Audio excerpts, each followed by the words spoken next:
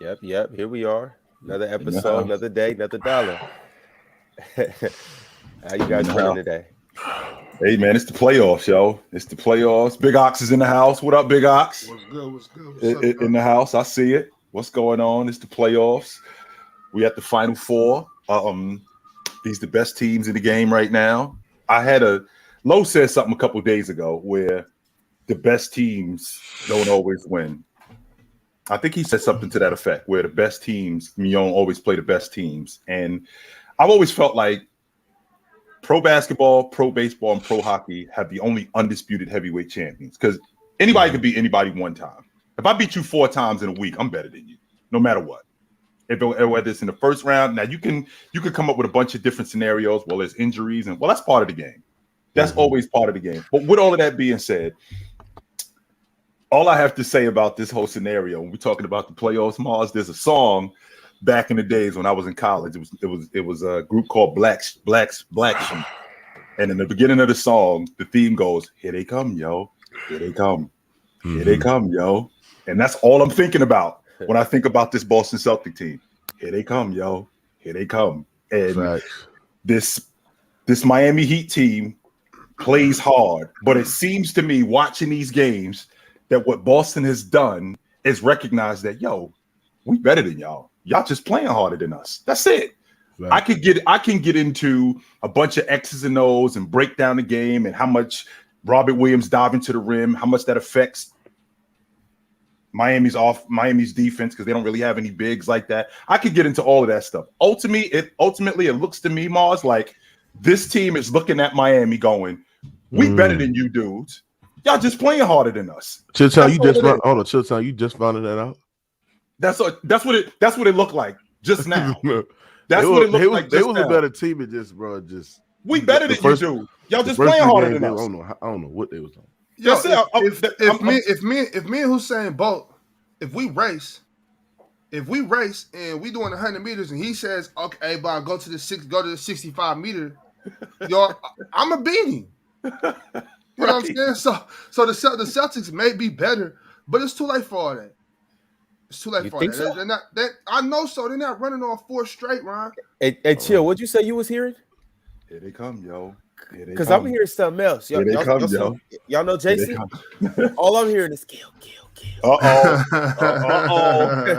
We do have a situation though, Big Ox. We do. In Miami, the Heat, quote unquote, has just gotten turned up. Yes. Because I hate their chances coming back to Boston in Game 7. I don't like them. It's a must win in Game 6.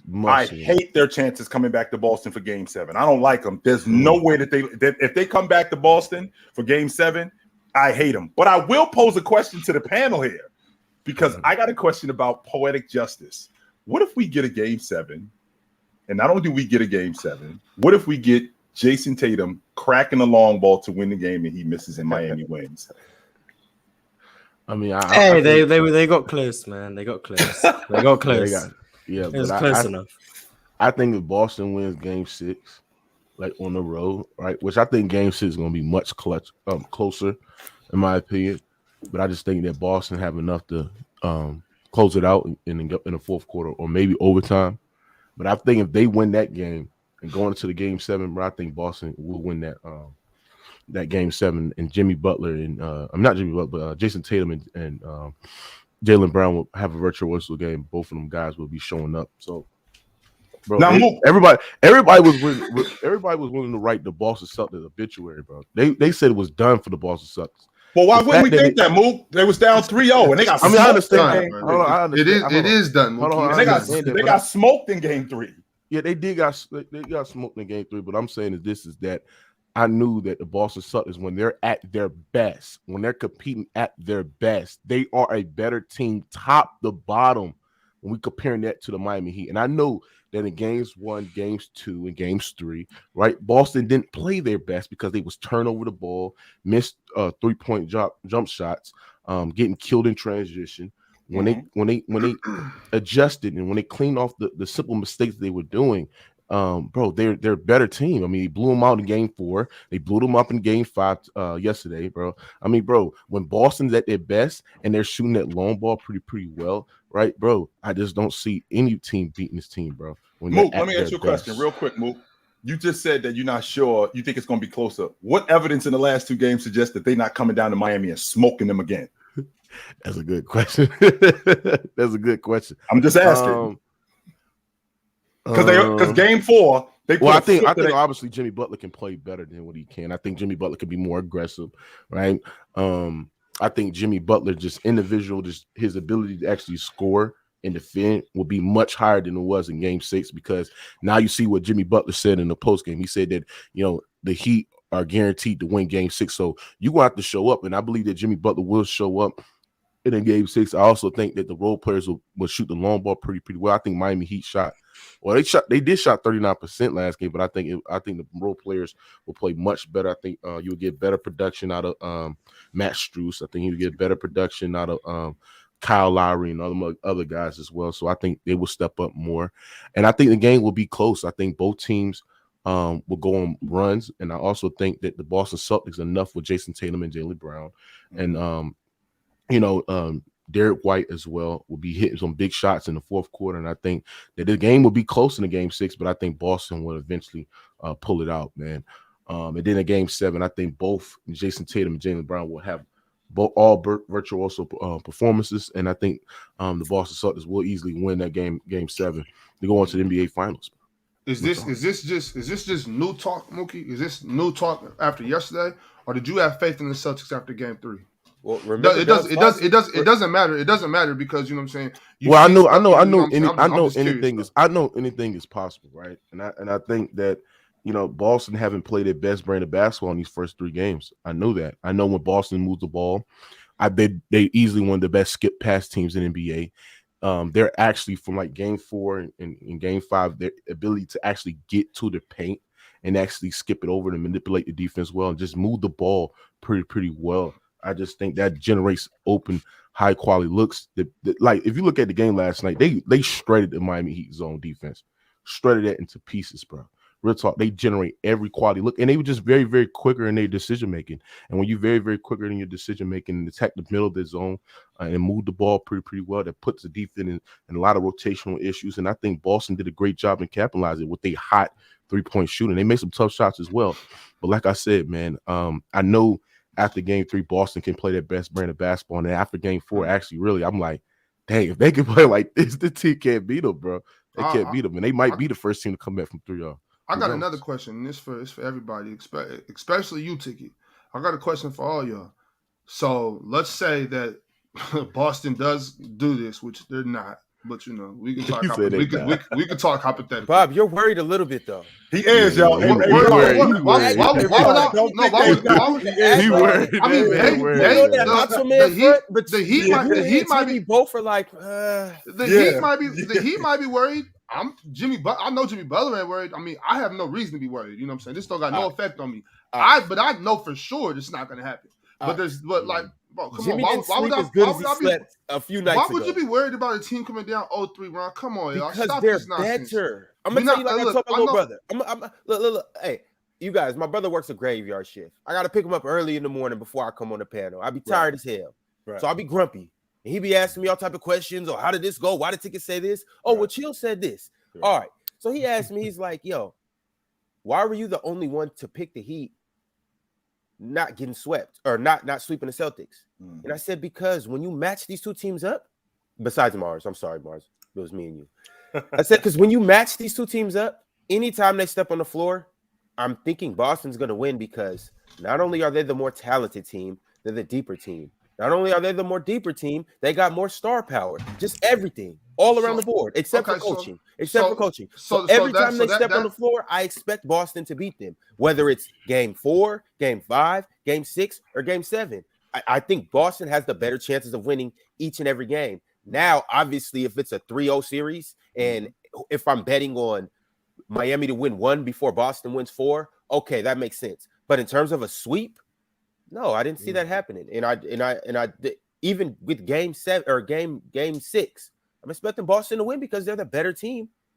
And that's just that. So let me ask my question, because that's kind of where I was going. You just brought up the coaching. But first, let me say this since y'all had to say that I'm sweating about something. bro.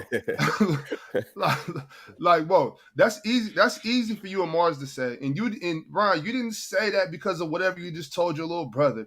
You said that for the same reason Mars said it, because that's the easy hot take. Like, obviously, hold on. Obviously, it's like this. It's very unlikely for the Celtics to come back. The Heat are already up 3-0.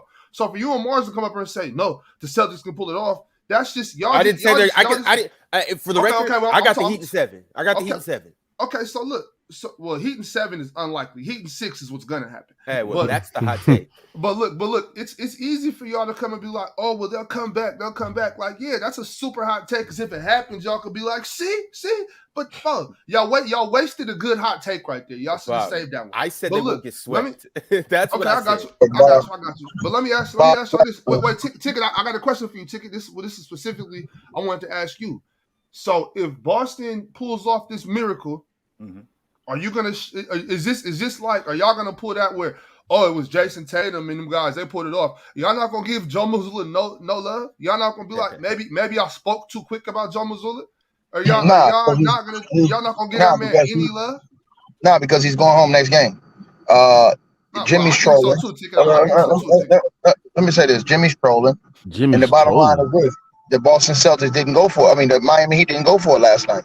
Gabe Vincent, if they were going for it, Gabe Vincent would have played, and then they would have just rested him for the rest of the games up into the finals. They saved Gabe Vincent, and they're putting everything into Game 6. The players know this. They're not getting out of Miami alive. They are not getting out of Miami alive. Jimmy Butler, you can come on. They said Game 4 Boston got swept. You can tell by hold on, brother. You can tell by I didn't think Boston was going to get swept. You can tell by last night that Jimmy Butler, like Lowe said, he's trolling. Jimmy Butler did not go in the arena last night and try to put it all on the line like he would if it was all up against the line. Now, on tomorrow night, you will see look at the Jimmy Butler you see tomorrow night from jump ball. The entire team was not focused. They were off kilter. They just played like they knew they had Game 6. Now, that's dangerous, but this Miami Heat team, bro, they're not letting Boston get out of Game 6 alive, bro. And I'm just telling y'all that right now. I guess Boston was trolling those first 3 games too, as well. Because when they played basketball, they wiped Miami off the floor. Not only that, Mook. Why would you risk that? Because if you go to a Game 6, they don't guarantee that you're going to win. Hold on. It's not risking it. It's the same thing they did with the Knicks when Jimmy got hurt. They should have went for it, but they set Jimmy down and waited till the next game and went to Miami. That's the same thing. Hold on. That's the same thing they did with it. Hold on. That's the same thing they did with a key player in Gabe Vincent. They sat him down last night and said, look, we'd rather you get 3 days of rest and throw everything and go get this Game 6 than not. They're going to put everything in Game 6. Miami's going to be at home. They're going to get the calls. Jimmy Butler's going to play better. The role players are going to play better. Struss is going to make shots. Those guys are going to play better. They're going to win the game, bro. Listen, the Boston Celtics did themselves justice by not getting completely humiliated in this series. Bro, they're not coming out of Miami alive. I promise you this, bro. But and I'm telling you, if they do, Ticket, are you going to show Joe Mazzulla some love? Well, yeah, he does get credit for getting him out of the series. He does get credit. I don't think you can't take it away from him. You can't take it away from him if he does pull it off. But here's the thing: they're not going to pull it off. The Miami Heat have showed you throughout these playoffs. Not only are they a resilient team, but a team that when they playing at home, bro, behind that crowd, when it's on the line, and now they know their backs are all the way up against the wall. Because they know they can't go to a Boston for Game 7. They know this. So First of all, go ahead, keep going. I'm sorry. Keep going. Oh, tomorrow night's Game 7. And I guarantee you, not only will the players, but the coach will show up too. East Spoke did a bad job last night too. East Spoke was bad. The team was bad. Everybody was broke. You had Duncan Robinson going. He took him out the game. Just sat him down. He didn't keep feeding Duncan Robinson. I told you guys yesterday, Duncan Robinson's day of a major game. Duncan Robinson had something going early, and he just set him down. He didn't even let him rock. You understand why, though, Ticket? The reason why they did that was because exactly what we talked about yesterday. The fact that they went after Duncan Robinson defensively. They made sure that they kept him. They made sure that they kept him on the. They made sure that they kept him on the. Doesn't matter because nobody else is giving you nothing. No, I'm saying nobody else is giving you anything offensively, and they wasn't getting stops defensively. Everybody was getting cooked. Right. So right. Everybody doesn't work. No, that logic doesn't. Who made it tough? Who made it tough? The entire squad was getting cooked. The entire squad was getting cooked. Marcus Smart hitting threes, White hitting threes, Brown hitting threes, Tatum hitting threes. So that logic about him doesn't work because he was the main one that had it going early in the game. So you gonna tell me I'm gonna take him out the game because he ain't stopping nobody when ain't nobody else stopping nobody? That's bull, man. Ain't nobody else stopping nobody. But the difference is that he had it going early. But that's all he does, though. All he does is shoot the long ball. He doesn't do anything else. He doesn't put the basketball on the floor. He doesn't make plays for anybody else. Put it on the floor. He got like 4 or 5 layups last night. Put it on the floor. He got 1 layup. I saw that. But with that being, hold on, Mars. How many 2-point Mars? How many 2-point field goals did he score last night, Mars? Like 4, I want you to look it up. I'm just asking you because you probably got the computer in front of you. I watched the game. He blew one. He blew a layup, but he made 3 or 4 layups last. What? And he made 3 or 4 layups. Did we lose him? I'm sorry. He made a couple of layups in action. He didn't make a couple of layups driving to the basket. He made 5. He made 5 too. He did, bro. We watched the game. He did. He was coming off. They ran him off the 3-point line. Right. He literally took the ball, dribbled, went to the rack, and scored. These are facts. I only saw it one time. No. But I'm saying no. He did that 3 or 4 times last night. Now he missed one clear at the basket in the second half. But the other ones he converted. How many points did he finish with last night? I think 16. 15. Yeah. I think and he should have finished with almost 28, 29. But Eastbo Pride held. He just coached a bad game, bro. He coached and listen, one thing I know, it's hard to beat a team 3 times in a row. It's hard for Miami to beat them 3 times in a row. It's gonna be hard for Boston to beat Miami 3 times in a row, especially with the 3rd game in Miami. Right. See what I'm saying? So like I'm saying, Miami, from how I'm looking at this situation, bro, I think they'll jump on Boston early tomorrow. And then I think Boston will try to get a run in it. And this is the thing. The question will be is if going into the 4th quarter, due to Miami Heat have a comfortable lead. If they have a comfortable lead, they just ride that home. If not, it's going to get tenuous down the stretch. Well, first of all, the Boston Celtics, the only team to come into Miami this playoffs and blow them out. Nobody blew them out in Miami, which means that game 4 was a telltale of what the rest of the series could look like. We've come in here and we've dominated these dudes. They squandered a huge opportunity to end the series. They let them back in that series. And then last night, they blew them out again. That momentum comes back down to South Beach. We already smoked these dudes in here one time. We're playing good. You think Jimmy worried about that? They was down 20 in the first half. You think Jimmy worried about that? You think Jimmy worried about that? If he ain't, then he damn sure should be. No. The great ones. Chilltown, you know this. The true great ones ain't worried about that. The true great ones, he was smiling on the sideline. Yes, and let me say this to you, Chilltown. Let me say Jimmy's being the true great one. Jimmy's the true great one. You remember when they played the Lakers and they lost 2 in a row? Everybody thought it was over with. No, they came back and won another one. They lost 2 in a row to the Lakers in the finals. Everybody thought, oh, this is over with. They came back and won another one. Right. Bro, this team is, Eastbo, you guys praise Eastbo for his coaching. Bro, he'll have the guys ready, man. He'll have them guys. Those guys will be ready. Yesterday. No, I agree with you. Hold on. I don't go against you. You're right. Hold on. You're right. I'm not going against you. I'm just saying you said something yesterday that made all the sense in the world. You said, I can't believe I'm hinging this game on Gabe Vincent. They set him down yesterday because they was putting all their eggs into this game. That's why, bro. They knew that. They did the same thing with New York. Remember I said I thought they should not have rested Jimmy in game 2 against New York? But they did. That series wouldn't have came back to New York if he would have played. If he would have played, right. So what I'm saying to you, he will be right in a lineup in the next game. They did that for that. I'm just thinking to myself, that's a dangerous game you playing because essentially what you're telling me is that we giving games away. But you had no choice. Think about that. You had no choice because he had just got hurt, Chill. Now say you played him last night, real quick. So you played him and it didn't go well. You lost, and his ankle wasn't even right, even more going for game 6. Now you really bad because now he's real bad going in game 6 when you could have just rested him and allowed him to get better in game 5 going into game 6. So that they said, you know what? We know we got game 6 at home. We just gonna sit you and rest you tonight because that's been their second best player. Put it all in game 6. That's how they did the same thing against New York with Jimmy. When Jimmy hurt his ankle, he could have played game 2, but they said, nah, we'll rest you. And they gave up a chance to really lose control of that series by doing that.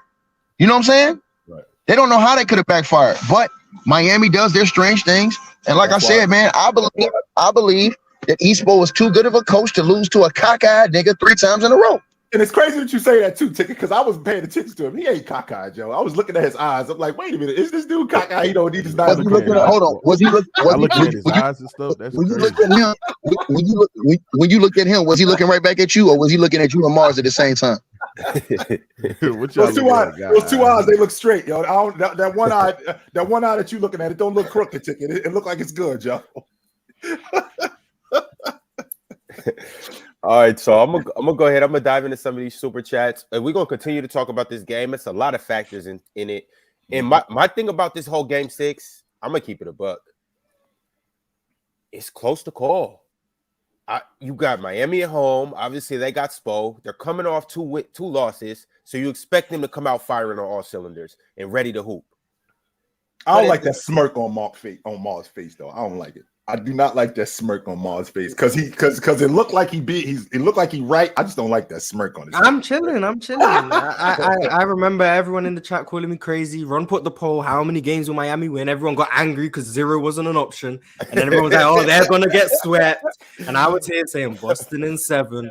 And everyone's like, oh, I'm happy Mars been wrong about damn near every series, so I'm happy. But Ox is right though. I mean, what else were you gonna say? Since when they told me after game, I thought Boston was going to win the get series. blown out. Boston gonna get blown out again. I was told Jimmy Butler, he smiled in the post game interview. He's gonna have 50 tonight. I didn't see the 50. I'm not gonna lie, I didn't see it. I was waiting. That's why you didn't see it, Mars, because it wasn't there. That's why you didn't see it. I was waiting for it. I was waiting. I seen Robert Williams bother this man. The Jimmy smile in the interview, that was nonsense, right? But look, we also heard everybody what they say. Everybody was what they say, pressing Jack Nicholson at the Staples Center. So that means the Lakers was going to win. Like, come on, y'all. I was just hearing a lot of stuff. I was like, Jimmy Butler's not gonna allow that. Remember last year when he went into Boston and had a 47 in a game 6. I was like, right, interesting. You're right. Then I was watching Jimmy Butler and I don't know where he was. I was like, you go to the casino, always bet on black, boy. Remember that. It was very interesting. And then I heard Ticket like, Jimmy Butler's a Wesley Snipes for the NBA. I was like, how's Jimmy Butler a great one and he hasn't won anything? That's interesting. But Ticket wants to call him a great one. I'm like, okay. So he's being held to a standard that he doesn't belong on. No, I said he's top 5 in the league. When did I say he was all-time great? No. What you said 2 minutes ago was the great ones don't do these things. The great ones, Jimmy Butler, the great ones. That's what you said. You called Jimmy Butler a great one. No. How's Jimmy Butler a great one? What's he done? Hold on, let me ask you a question. Hold on. Rewind the tape because You're missing words. You're missing words with all-time great and great. All-time great and great is 2 different things. You said the great ones. Tell me what the great ones mean. Just explain it. So maybe I did misunderstand. Explain what the great ones mean. Facts. No, I'm saying, yeah. Come on. Okay, you lost him. Okay, I'm listening. A great player and an all-time great player is 2 different things. No. A great player. We're not saying all-time ones. No. What does the great ones mean? Not a great player. Hold on. So let me ask you a question. Is Jimmy? Hold on. Let me ask you a question. No, in your mindset, is Jimmy Butler a great player or not? Don't answer my question with a question. No, I'm saying. I think. Come on. I think Jimmy Butler is. Hold on. I think Jimmy Butler is a great player, but I don't think he's an all-time great yet until he wins a championship. But he's a great player. It's a few great players. Great ones. Hold on. T-Mac was a great player. Vince Carter was a great player. These dudes are great players. What are you talking about? Jimmy Butler's a great player. The great ones mean. He's a great player. That's what it means. Okay. So, bro, it's a difference. This is what happens when you get young bucks that don't play basketball and don't know the lingo, nigga. A great player could be. I can say right now. I can say Luka Doncic is a great player. I can say right now. Would you call him one of the great ones? Bro, De'Aaron Fox is a great player. We're not gonna act like we don't understand how. Is he part of the great ones? Is anyone going to say De'Aaron Fox is one of the great ones? Jimmy Butler is only an all-time. So everybody's part Jimmy Butler is only an all-time great player if he wins a championship. What you talking about? We're not gonna act like you say great players and the great ones is the same thing. And because you play basketball, I'm telling you what I said, jackass. Take what I said to the point. You say the great ones. I heard. Yeah, okay. No one uses the great ones and great players. Say these real nicely. No one does that. But if you want to say you did, and that's what you meant. Say these real nicely. Everyone knows that's not true. Yeah, okay. Yeah, you think that. Chilltown, you played basketball. Have you ever used the great ones to talk about a regular great player? All right, man. The great ones. Have you ever used them? Go tell the Butler to get you a tea. All right, I got super chat. Calm your ass down. Hey, chat. Spam who you guys believe are the great ones. Yeah, shout out to the great ones. Shout out to the great ones. Mars, to answer your question, when I think about the great ones, I think about the great ones. Exactly. Jordan. All-time great. I think about when I say the great ones, that's what I think about when I think about the great, and I say the great ones. So and you played basketball, right? And you played basketball. I did. So you're down with how many times you said a great player is great in that same time? Like, for example, you could be playing. He may not be an all-time great player, but he may be a great player in that time right then as you playing. For example, we're playing right now. We'll say, hey, man, De'Aaron Fox, he's a great player. Or we'll say, so-and-so, Duncan Robinson, he's a good player. Or we'll say, Mike Muscala is a bad player. Terrible. You understand what I'm saying? So when I'm talking about the great ones, I didn't say all-time great. If I'm saying he's an all-time great, you got to have championships on that. I'm not putting this nigga up there with Kobe Bryant.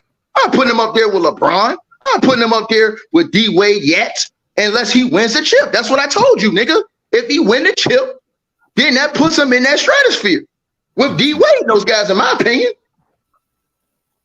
Shout out to the great ones, man. Shout out to the great ones. Damn right. All right, here we go from the top. My man Ahmed Aldhari. Hope I said your last name right. He said, "Hey guys, knee pad, fire. Hey guys, love the show. Glad Ron read my super chat last episode. Dub host. I just want to give you guys my top 10 in your thoughts, please. I got MJ, Bron, Kareem, Russell, Duncan, Kobe, Hakeem, Magic, Shaq, and Bird." I like that. About that. I don't see Scotty, so. I think it's a very good list. All right, y'all. Moving along. A man of culture said, annoying part is I got to hear all these dumb takes about the Heat. Worst part is the Heat not even trying to prove these takes wrong. Like they said, they don't care what other people say. They're just going to lose and then say they don't care what anyone said. That's what. Which boils my blood, Mars, which makes me nuts when I hear Jimmy Butler say, we don't care what you say. Actually, yes, you do. That's why you play. There's a reason why when you first saw your picture in the newspaper or you first saw yourself on SportsCenter, because you care what they said about you when they say good stuff about you, and you don't just play for the guys in the locker room. No, you do play for those people out there that say that you suck. You do play for those people out there who say that you're not very good and you can't do this. So don't say that you don't care, because yes, you do. Your objective, you can't disagree with that ticket because your objective. The great ones don't care. Chill. I'm saying this to you. Chill. I feel where you're coming from. I feel where you're coming from, homie. But I'm just saying, some people, they don't care. Some people like Jimmy, he not on social media all the time doing his foolishness. Right. Some people like that don't care. Right. Some people like Jimmy, they don't care what y'all talking about. Right. See, some people like him who are introverts or do things a whole different way. Jimmy's not like a lot of these other stars. You know what I'm saying? He doesn't move like a superstar move. He move a completely different way. So when he say that, I do believe him. But if he moved a different way and said that, then I would believe. But he's not the type of dude. He's not like P. Diddy in the NBA. He ain't all up in the videos trying to do this, trying to do that. You know what I'm saying, bro? He moved a different way his entire career because of how he came in the league. See what I'm saying? He grits and butter. You understand what I'm saying? Yes, absolutely. He 100%. He ham and eggs. But when I see him at the end of game 5, when he's at the end of game 5 when he causes overtime in Milwaukee and he's going to the crowd and he's doing this and he's doing that. You definitely care what these people say about you. You want to prove people wrong. Don't tell me that you don't care at all, that everything, all the outside noise doesn't come in here. Yes, it does. Because when you get out on the floor, you hear these people yelling at you. You hear these people talking about you. You hear people talking about how bad you are and that you don't belong here. You hear that stuff and you want to prove those people wrong. A prime example would be the dude that's got a statue outside the arena in Chicago. The reason why he was as awesome as he was is because of everything that everybody else said he couldn't do. Or you don't think I can defend? Or we're going to get to the bottom of that right now. Well, all you want to do is score. Or you don't think I can lead the league in scoring and us win? Or we're going to fix that right now. Well, you can't keep winning and scoring. Oh, you don't think I can do that? We're going to get to the bottom of that right now. All of these dudes care what these people think. Ticket, you said it to me a bunch of times. They listening to us. They absolutely listen to us. And they want to prove us. I feel where you're coming from. I guess I'll say to an extent, Jimmy's not like the other guys. For example, yeah, he may do that, but I don't think he's a guy who cares what the crowd says during the game, really. I think he does it just to placate to them niggas after the game. See, he doesn't move like a guy like KD and some of these guys move. They let you know they care about how they move and how their actions and stuff like that. Jimmy's actions for 95% of the time don't show you that he's a dude that's in tune to what everybody sees. He seemed like a dude that really don't watch the news, really don't watch the media, and just go out there and play. They may ask him questions and say something to him during the game. Like, for example, a dude that cares would be Russell Westbrook, because if somebody says something to him in the crowd, oh, he going after him. You don't see Jimmy Butler doing that all the time. Pretty much you see him psyched out, locked into the game. You know what I'm saying? That was the same way with Kobe Bryant. I think they did use it as motivation, but I don't think they really allowed it to like make them care or affect their game like that. I think Jimmy Butler's going to do what he's going to do either way, whether the crowd is saying cheering for him or whether the crowd is going against him. I don't think that the way he moves and lives his life, especially in the public, I don't think he does. I think he's more so. But I feel what you're saying. He does see it. You know what I'm saying? He will, and sometimes even Giannis. You know what I'm saying? Even after Giannis just got beat the way they got beat. Normally, we would think Giannis don't really care. But when he said what he said after the series about the failure and stuff like that, it lets you know that he was hearing what people were saying. You know what I'm saying? So he addressed it. So I do think you're right. I just think it's to what extent do you allow it? Right. They ain't listening to everything. Right. They not. Yeah. Everything that you say now, we ain't listening to all of that. You're right, dog. That's fair. All right, fellas, moving along on these super chats. What you say, gang said, Mars the prophet. We are not worthy. That's like the wrong spelling of prophet. Yeah, I was about to say like prophet. That's number one. But yes, you guys are we're not talking about dough here. We're not talking about dough here. No, you guys are definitely not worthy, man. My intellect. We're talking about hoodie Mars. Facts. Boston in 7. I told you, Mars. I said if they win game 5, this thing's gonna get really interesting, and it's about to get real interesting. It's gonna be so boring if Miami blow them out in game 6. That's the game. It's game 6, not even game 5, because they're still down. If you think they're still down in the series. 100% ticket. All the heat is on the Boston Celtics. Every game they got to win. The Miami Heat got 4 games to win 1. Every game is an elimination game for Boston. You lose, you out. Period. Right. So all the heat is on the Celtics. And so you got one bad shooting night from them out of those 4 nights. And that's injury, anything, their series could be gone. I mean, the same thing could be said for Miami. But it's listen, bro. With the game 6 in Miami, bro, I don't see them dudes getting out alive, bro. I'm being honest with you. And that's what makes Boston dangerous, because now they're approaching these games where, like, bro, we gotta put the feet on the gas, bro. Like, bro, we know that we gotta play our best brand of basketball, and when they play their best brand of basketball, I don't think Miami can keep up, bro. Honestly, I've seen them come back from 3-2 in this playoffs. Mookie, their best brand of basketball is shooting threes, and the problem with them is when they're not hitting threes, everything else goes to hell. Last night, you're hitting threes, it's all good. If they come out tomorrow night and they're not hitting threes, bro, it's gonna get real ugly for them. It's not just them hitting threes. It's their it's them hitting threes. They rely on hitting threes. Yes, it is. Hold on. I'm not saying. Hold on. I'm not saying that is. it's like they don't rely on threes. I think the 3-pointer is huge for the offense. But I'm saying is this: when they get to the paint, when they collapse the defense, right? When they're skipping over to a Derek White, when they're skipping over to a Tatum, when they're skipping over to a Marcus Smart who's coming off screens and hitting threes as well, bro. That's what they're great at. When they're moving the basketball, bro, instead of making one pass and then shooting threes, and they moving the basketball, bro, it's hard to keep up with this offense because they just moving the basketball, they penetrate towards the basket, they're collapsing the defense, and that's leading to open threes, bro. Yeah. They're at their best doing that, right, bro. You can't stop them, bro. You right, but when they not hitting them shots is the problem. When they doing all that, you kicking it, it's not going down. We've seen a lot of games where they've clanked and it's went the other way for them. Yeah, that's true, but I'm just saying. Mook, you just mentioned them collapsing the defense and them getting to the paint. Well, them getting to the paint is predicated on them knocking the long ball down. These last 2 games, they've shot 40%, which means that the Miami Heat got to guard the long ball more extended now, right? So now that spreads their defense out even more. If they're not cracking the 3 like that, we don't have to guard the long ball line like that, even though Boston could get it going at any time. And we all know that the Boston Celtics, if they're not hitting threes, their offense is irrelevant because they don't really do much else. They don't do much else. But you got to look at what the Miami Heat is doing. That zone that they running is generate those open looks, like the quick decision making, the slips out with Robert Williams, and the more movement and the more touch pass and decision making that they're making and attacking the middle of that zone is generate those corner looks and generate those opportunities, because you got Max Strus who's linking over the top and over help, and then Jaylen Brown skipping over to a goddamn Derek White in the corner. It just the action, the Boston Celtics decision making out those zones is generate those open looks. It's just like, bro, it just when they ran in the game 2, when they ran in the game 1, Boston just couldn't hit, and that's why I said like they got to hit their shots. If they're hitting their shots and they're shooting close to 38, 39, 40% from the 3-point line, Miami has no answer for this 3-point shooting, bro. They don't. Right. I think that's the point. I think that's the point, Mookie. Personally, I think that's why Eric Spoelstra is doing that.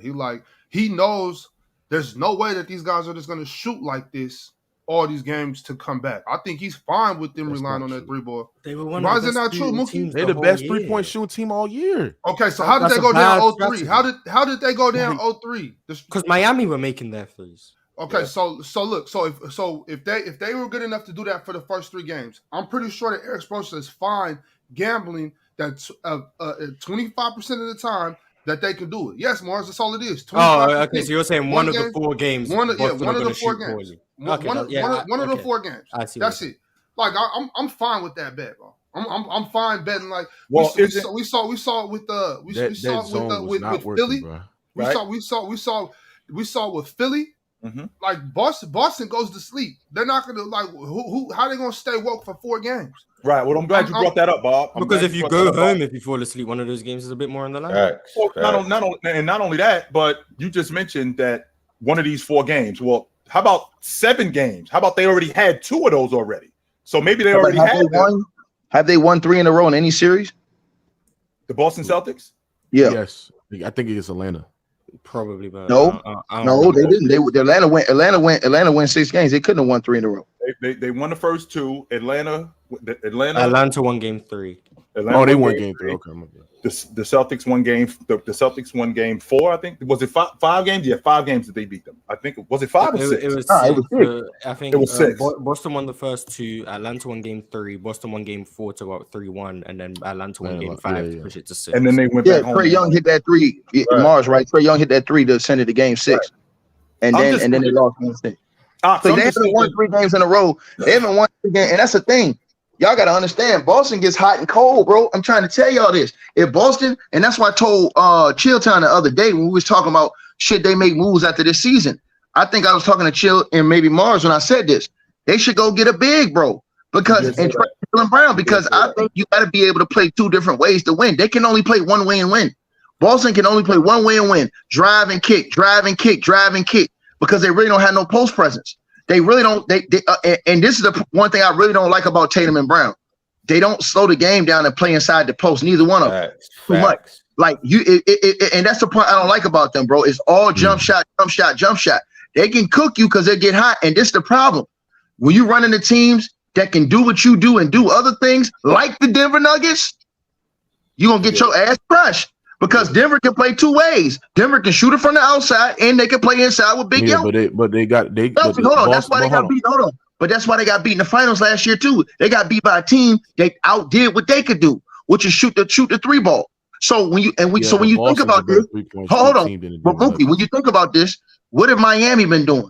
They're shooting the three ball too, prolifically, and this one, and they haven't been doing it the last two games. So I would bet that they would be a better team at home in Game 6 than Boston will be. I don't care if it's 1 point or 100 points. I will bet they're a better team at home because Boston has showed you their inconsistency and their way to only play one way will destroy them for the rest of this series. Because when you can only play one way, if it's not going that way, Boston gets down.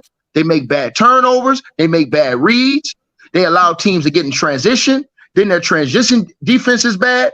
Look at what happened in the games they was losing those games, bro. Their three ball wasn't going. They were driving. Everybody thinks they weren't moving the ball. They were moving the ball. Their shots wasn't going down. Moving the ball. They was moving the ball, bro. I've seen a lot of times. I've seen a lot of times where they were just passing to a Derek White. Derek White just hosts up a three. No, but Michael Brogdon hitting three. They play like that anyway, though. They play anyway. They do. That's how they play like that. They definitely play like that. That's how they play anyway. No, they move like that's how they play. But they also make like. To generate their high quality looks, they also make two passes, then they move, then they collect, and then when he running them off the 3-point line, they skipping over to a Derek White or they skipping over to a Jason Tatum for a three near the left wing. Right. So when they do that consistently, when they make multiple passes, then shoot, then that's where they generate their high quality looks, and them looks goes in most of the goddamn time, bro. 40%. I got a lot of love for you, Mook. I don't see them winning that series, bro. I don't see them winning that series, bro. Like I don't think they can do that. I don't think they can do it 4 games in a row. And that's the only thing. They haven't showed you this season. They were supposed to sweep Atlanta. They were supposed to get Atlanta up out there quick, fast, and in a hurry. What happened, though? They have these slip-ups. You just when you think the Celtics are supposed to, and they look real dominant in certain games. And then in other games, they look real average. They've come down to planet Earth. I saw them lose 3 times in a row to Orlando Magic this year. I've seen them lose back-to-back games to the Orlando Magic. All these is warning signs about this team, bro. All those are real warning signs, bro. So you're gonna bet me that Eastfold gets outcoached 3 games in a row by a dude with a cock eye. You gonna bet me that Jimmy Butler and these dudes and the rest of these cats don't show up 3 games in a row before they win 4? No, I doubt that. Sorry. That's why I said Game 6 is gonna be a much closer game, but I think the Celtics shot making will propel them in that game 6. I think Jimmy will be much better. I think Strus will get some quality looks. I don't know if Vince is gonna come back. They're saying that he got a left ankle sprain. Brogdon might be out. Yeah, Brogdon. Yeah, I think Brogdon will be out. But that's gonna be big too. Hold on, that's gonna be big too on the road. Because now, if Marcus Smart get into foul trouble early, now what? Yeah, but Brogdon, if you actually watch the series, listen, this man Martin been playing terrible mid throughout the whole series. To me, I was, outside the game when he's been hurt though. He's been hurt, dog. I mean, what you expect when he hurt his arm? He got hurt. He got a torn shoulder, bro. I think he got hurt in game 2. Yeah, he got a torn shoulder. That's gonna be big on. I didn't know that. On the road, that's gonna be. They was talking about it yesterday. I think it's in his arm. I think it's in his arm. Yeah, that's gonna be. He's won it in game 2. Yeah, that's on the road. I think some you better off asking one of them. I can't tell you exactly. Yeah, I think it was game 1 or game 2, and then he got an MRI, and then they diagnosed it as a tendon. But he definitely tore a tendon in between his elbow and his wrist somewhere. And he always, if you remember Malcolm Brogdon, he's always been beat up. That's always who he is. He always. Hold on. Who you got winning game 6? Who you got winning game 6?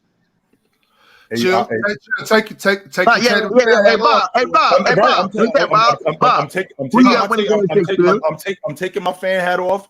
Watch him run. I'm taking my fan hat off, and I'm looking strictly at basketball. And the way that the Boston Celtics played these last 2 games, and the way that they handled Miami in Miami and back home, they got the momentum. I think Miami can win game 6. You think? You're lying. Hey, chill, Ron. You see his face, Ron. Hey, Ron, go get a lie detector. Go get a lady who do the lie detectors to test Phil Town's eyes when he told that lie. Look how he was looking. That fool started looking up to me. Hey, Mars, I'm gonna need your help with this one, Mars, because I might not be able to quote this specifically. You know what I'm saying? I fell asleep in physics quite a few times, or statistics. I mean, when you do stats like this, though, right? So if we're shooting dice or something like that, it can be the same every time. Right. But when you add in all the human elements and these certain variables, we can't go off the same. We can't go off of game 5 leading to game 6. What's that called? Am I correct with that? Momentum. Yeah, but I'm saying the momentum. It's been 48 hours though, Chilltown. It's a whole. we in a whole new city though. Right. Like, I'm glad you brought that. What happened in game 5 don't affect game 6. He's basically saying each game is its own singular entity that isn't related to the previous game. That's what he's saying. That's what he's saying. But I can say the same thing about them going up 3-0. Each one wasn't related, but that momentum put them up 3-0. And then the momentum went back to the Boston Celtics, and now they rolling. And which is what I said right in the beginning of the show. The thing that I'm watching with this Boston Celtic team, they looking at the Miami Heat, going, "We better than these dudes. They just playing harder than us. And we got to match that intensity. If we can match that intensity and we can match that effort, we beating these dudes." Yeah, the Celtics figured that zone defense out. That's why I'm just so confident in Game 6, bro.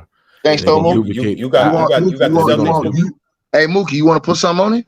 No, I already got like 3 bets on that series, bro. I'm good. Boy, just make four. You so confident. Make four. I'm over here cleaning up these YouTube streets. So you come on over here too.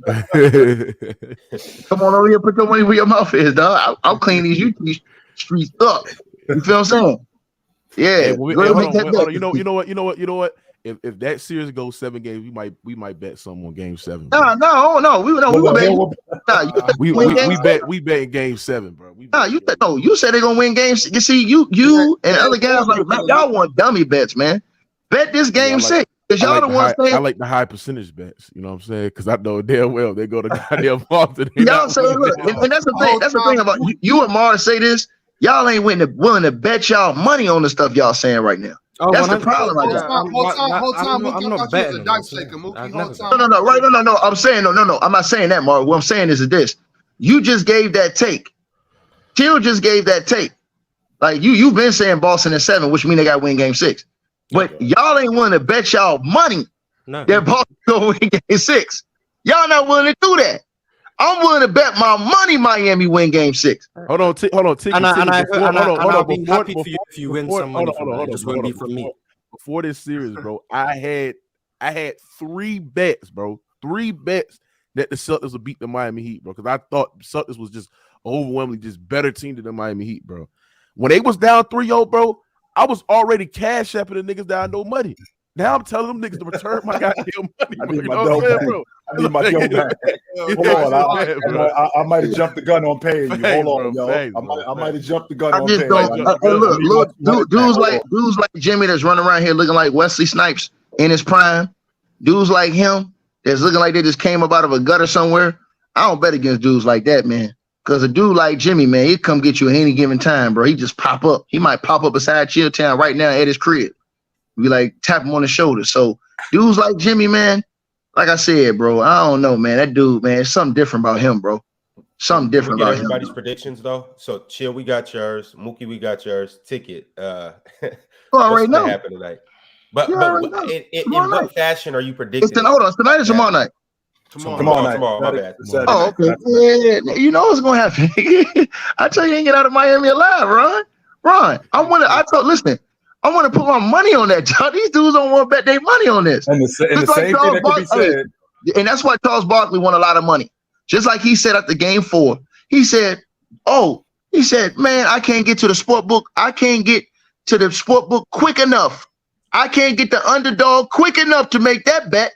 Barkley is a bad example. Just so you know, Ticket, Barkley is a bad example. He lost over $10 million in his life. No, but he's won a whole lot too now. He's won a whole lot too. But I can't get to underdog quick enough to have made that bet last game. It's something like on the lines of what Charles Barkley was talking about. Because when you think about that type of game, game 5 in Boston. And then y'all heard the stuff with the referee from Boston. I hope he don't ref no games in this series, bro. Scott Foster. They said the ref got a burner. He got caught with the burner. The ref Eric, what's his name? Yeah, he got caught with a burner account on Twitter, talking trash, and also he that's the dude who didn't call the foul on LeBron when he drove to the bucket at the end of that game with the Lakers. When they played. And they say, listen, check this out though. That wasn't no foul. He was in. Hold on, check this out. That was a foul, but check this out. He was in this series, right? Look, he was in this series, right? Check this out, Bob. He was in this series, right? Bro, they got a video online. Look at his face when Jimmy when Jimmy was hitting those big shots to beat Miami in this series, bro. What was he talking about on Twitter though? Like saying what? Yeah. Defending himself against trolls. And somebody caught him and they got him out. It was all over the news today. It's all over the news right now. I will tell you this, you just brought it up. You just brought it up in game 6. They're not letting them out of there. If the Boston Celtics win game 6, do you think they letting them out of Boston with a game 7 win? No, they ain't getting out the bean. No, it's game 6 or nothing. I think for Boston, I think game 6 is gonna be the most tough. Game 6 is gonna be tough. It's gonna be a close game. I think that's gonna be the most toughest game than a game 7 at home, bro. This game 6 is gonna be tough, bro. So it's gonna be a dog. So we got a dog fight tomorrow night. Yeah, we got a dog fight. Yeah, it's gonna be. Who's won the clutch? Jimmy or Tatum? I've seen Tatum in elimination games. I've seen him when he's down in the series. I've seen him do that.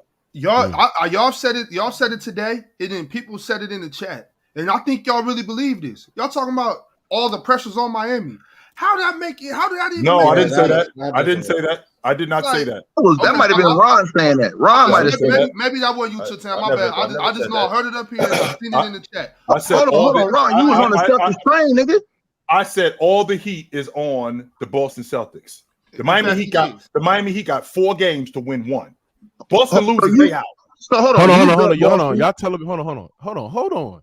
Y'all telling me there's no pressure on Miami Heat to close the series out? All the heat is on the Boston. They got 2 games, bro. Miami still got 2 games. Miami got 4 games to win 1. Hold on. They got They got 3 games. It takes 4 to win the series. Right. So you telling me they got 2 more games to win 1. Pivotal game 6 at home. Yeah. Where you play better, where role players play better at home. Mm-hmm. If the Miami Heat do not win game 6, it's over. It's over. If Boston doesn't lose game 6, it's literally the team facing a limit. So Ron, hold on. So Ron, who you think win tomorrow, Ron? I got the Celtics. Are you rolling with the Celtics? Tomorrow, yeah. Bro, but you be on here saying Jimmy is him. Now you rolling with the Celtics? Wait. Because Jimmy is him. Come on, Ron. I got the Celtics tomorrow. Bro, Jimmy gonna be here. He has Miami in game 7. He has Miami in game 7. But in the Garden, with everything on the line in the TDE, I got Jimmy. I'm going with the player who got the most heart, who got the most guts. I'm going with the player who, when everything's on the line, put it on. We don't talk. Jimmy got the most heart. How you gonna let them come to his house and win game 6? It's Bob. His heart wasn't beating that day. His heart wasn't beating. I'm just saying to say that there's no pressure on the Miami Heat to close this series out when they had opportunity to do in game 4, game 5 as well, right? And they about to make history they about to be on the wrong end of history. About to be the first team to lose to a team that's down 3-0. Bro, it's pressure on the Miami Heat to close this shit out. It's pressure. Jimmy Butler made it pressure when he came out on the post-game show and sit there and say that it's a guaranteed win for the Miami Heat in game 6. So he already put pressure on himself. He already put pressure on the role players to show out in game 6. All I'm saying is that there's pressure on the Miami Heat to win this series. They lost 2 goddamn games. They got blown out in game 4, game 5, right? It's pressure on the close the series. Why you don't believe in Jimmy? Denver Nuggets waiting for you. Why you don't believe in Jimmy? Why you don't believe in Jimmy? Mook? It's not like I don't believe in Jimmy. I'm just saying I just believe. Mook a Boston dude though. Mook is a Boston guy. He think the Celtics winning the NBA championship. Yeah. I like the. I just like the Celtics team. He think the Celtics winning the NBA championship. Hold on. Is he a Boston fan or is he a Strippers fan? Hold on. Which one? Hold on. No. He said he thinks the Celtics are winning the NBA championship. No, but I'm saying no. He's a Strippers fan. Excuse me. You could be a fan of another team. No. You renounce your rights to the strippers, Mookie? No, I'm saying I rooted for the Boston. I rooted for the Boston Celtics. Not rooting for but I picked them to win the championship. The start of this year because I just. So you still a Clippers fan? Yeah. Oh, now, okay, if Boston was playing the Clippers, if Boston was playing the Clippers in the finals, he'd be going with the Clippers. Yeah, no, you know who he going with. He's going with Kawhi Leonard. That's exactly who he going with. I'm sorry, Ron, if I interrupted the super chats. My fault. No. We still got 2 more predictions for tonight's game. Chat, yep. I put up a poll. I want you guys to go tell me who you guys think is going to win tonight. Bobby, who's winning tonight and how are they winning tonight? You mean tomorrow? Tomorrow. My bad. Tomorrow. Miami's winning tomorrow. And how do you got them winning? How do I got them winning? Yes. Mm-hmm. The same way they won the first 3 games, just outplaying them. And on top of that, my biggest thing is this: like y'all already know, like I like the Celtics. I like the Celtics a lot. I always have, but I just don't see Jason Tatum. I don't see Jason Tatum carrying them through something like this. Now, when Mookie was talking about pressure, I do think there's pressure on Miami, no doubt. There's pressure on every playoff team. Every game there's pressure. But the amount of pressure that the Celtics have been going through, that type of pressure folds you, especially if you already typically the type of cat to fold like laundry anyway. Yeah, but I don't see Jason Tatum being able to carry his squad 4 games straight against Jimmy Butler. And I just, simple as that. Like the Celtics that rely on that 3-ball way too much to win 4 games straight against Miami, bro. Like Ron saying they're a better team. I'm not gonna counter that. I'm not gonna say Miami's a better team than the Celtics, but the Celtics just play stupid basketball. Like why I've seen the Celtics pass up wide open layups to shoot contested threes. You're not gonna win 4 games straight like that. I was about to say no games. Two games straight. Okay, I can see that. You got hot for 2 games. Look, they can get hot tomorrow and even win that, but they're not going to win 4 games straight playing that type of basketball against Jimmy Butler, Bam Adebayo, and the Miami Heat. It's just, to me, I don't see it happening. I've been up here and I've been wrong before. I could be wrong now, but my mind just don't work like that. You're not going to win 4 basketball games shooting contested threes when you got open layups. Hey, Bob, can I ask you a question? Of course. Did you expect the series to be over when Boston was down 3-0? Well, starting this series. No, I'm just asking. I know, Mookie. I know what you're asking, and I'm going to answer it. The beginning of the series, I said Miami in 6. Miami went up 2-0. I said Miami in 5. Miami went up 3-0. I said Miami in 4. Obviously, all right. So when you said Miami in 4, you expected the Boston Celtics to lose. So how is there pressure on them when you expected them to lose? We're not going back to the pressure conversation. What does that got to do with anything, Mookie? There's pressure on the Celtics. No, you said regardless of how you spin it. You said Boston has more pressure. Regardless of how you spin it, bro, there's Celtics. There's I don't know why you said it because they was up 3-0, so you expected the Boston Celtics to lose, right? So no other team has came back down from 3-0, right? So how is there pressure on them when everybody? Because how is there not pressure? You can't tell me that there's no pressure on you to not get swept just because some guy, me being that some guy on YouTube. No, I'm talking about the consistency of the basketball community. The pressure is going home. It's very simple. The pressure is going home. How do you not Boston have faced elimination in each of the last 2 games. That's the pressure, not what we think. None of that is going home. Cancun is the pressure. They see the airport. They're like, if we lose, Cancun, here we come. That's the pressure, not anything we say. The pressure's on. That's the pressure. I mean, I understand what you're saying. Maybe they should have, but the pressure was to go home. That's it. To me, that's crazy, bro. I don't see how you're rationalizing that. But you're doing it. That's you. I believe both teams has pressure, but I think like the momentum is on Boston's side and the way that they play basketball, these games 4 and games 5.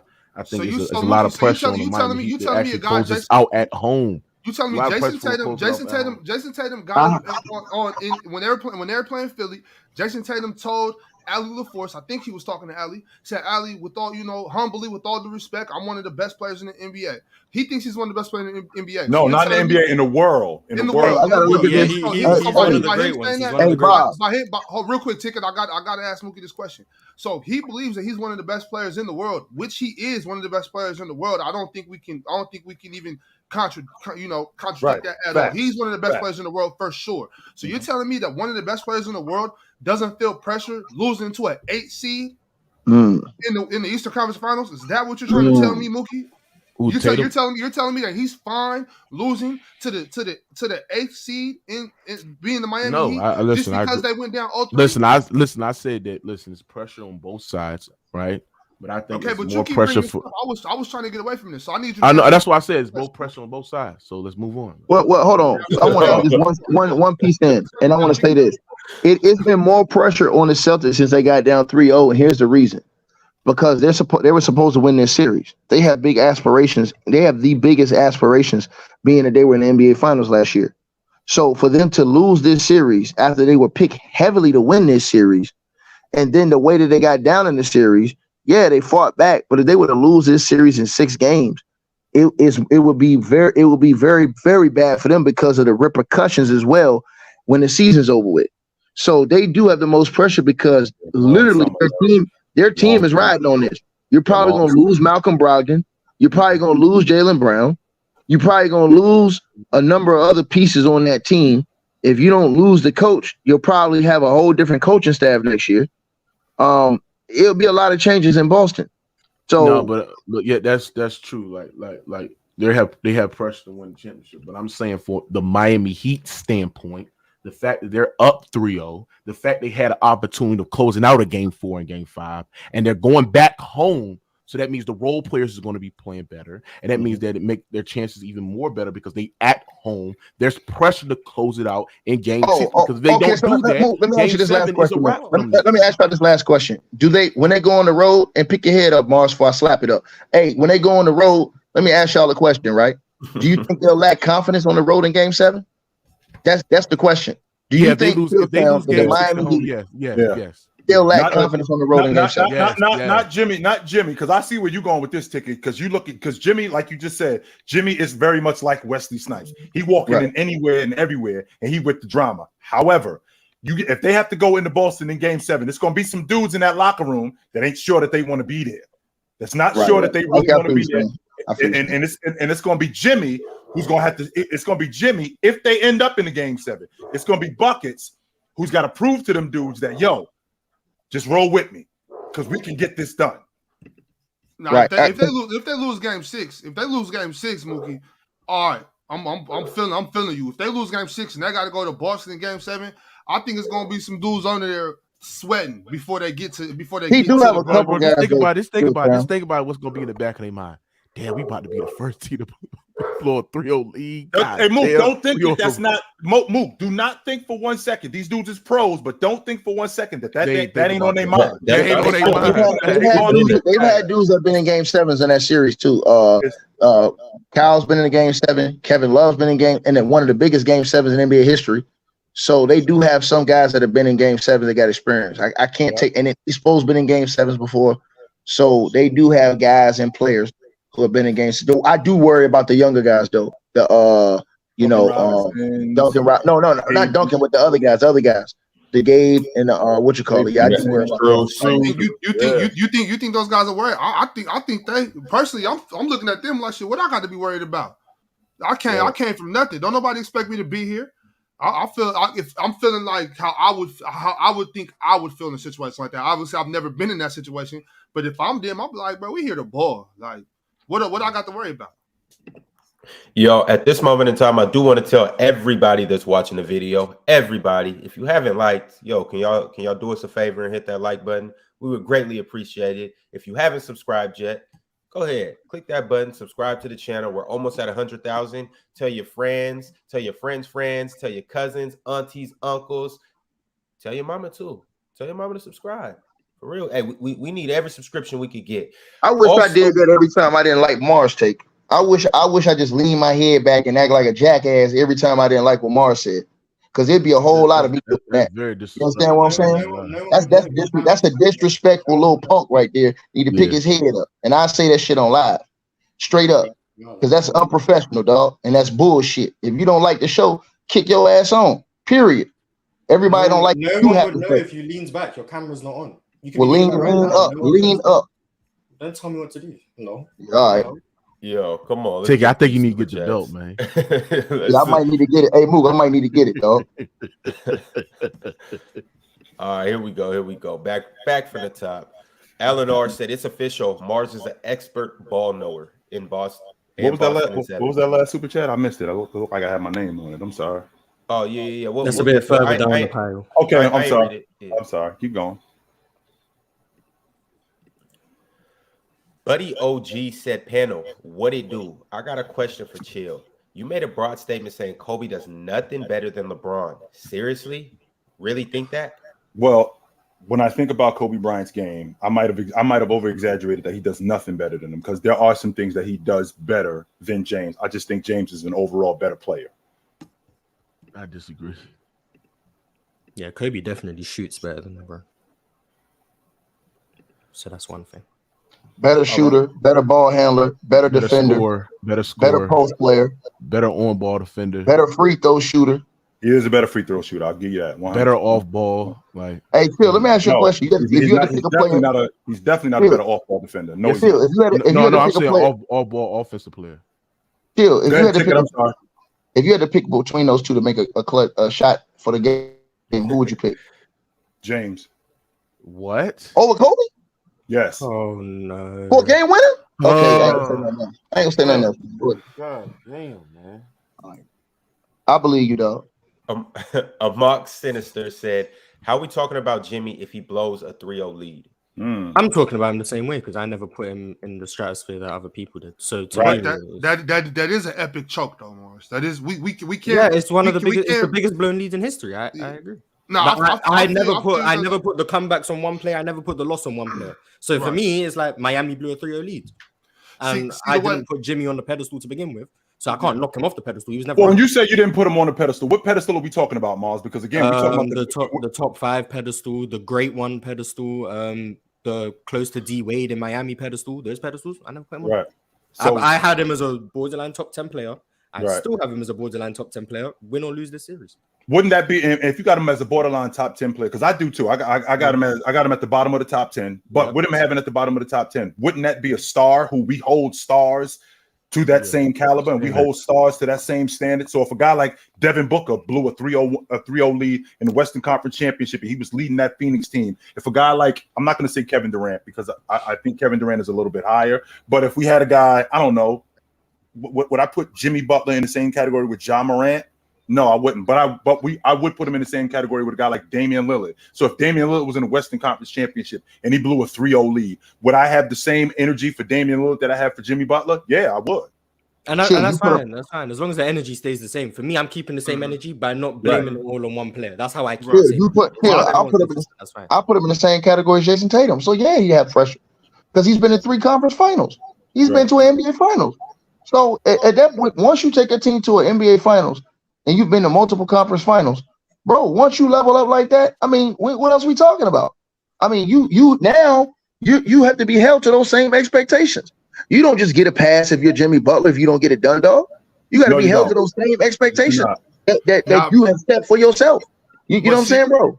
See, Ticket, where I'm at with Mars, and I feel y'all because we got it. We definitely have to talk about it. But I'm looking at it like I thought Eric Spoelstra was the GOAT. Obviously not the GOAT. I'm just saying. I thought Eric Spoelstra was a top 5 guy.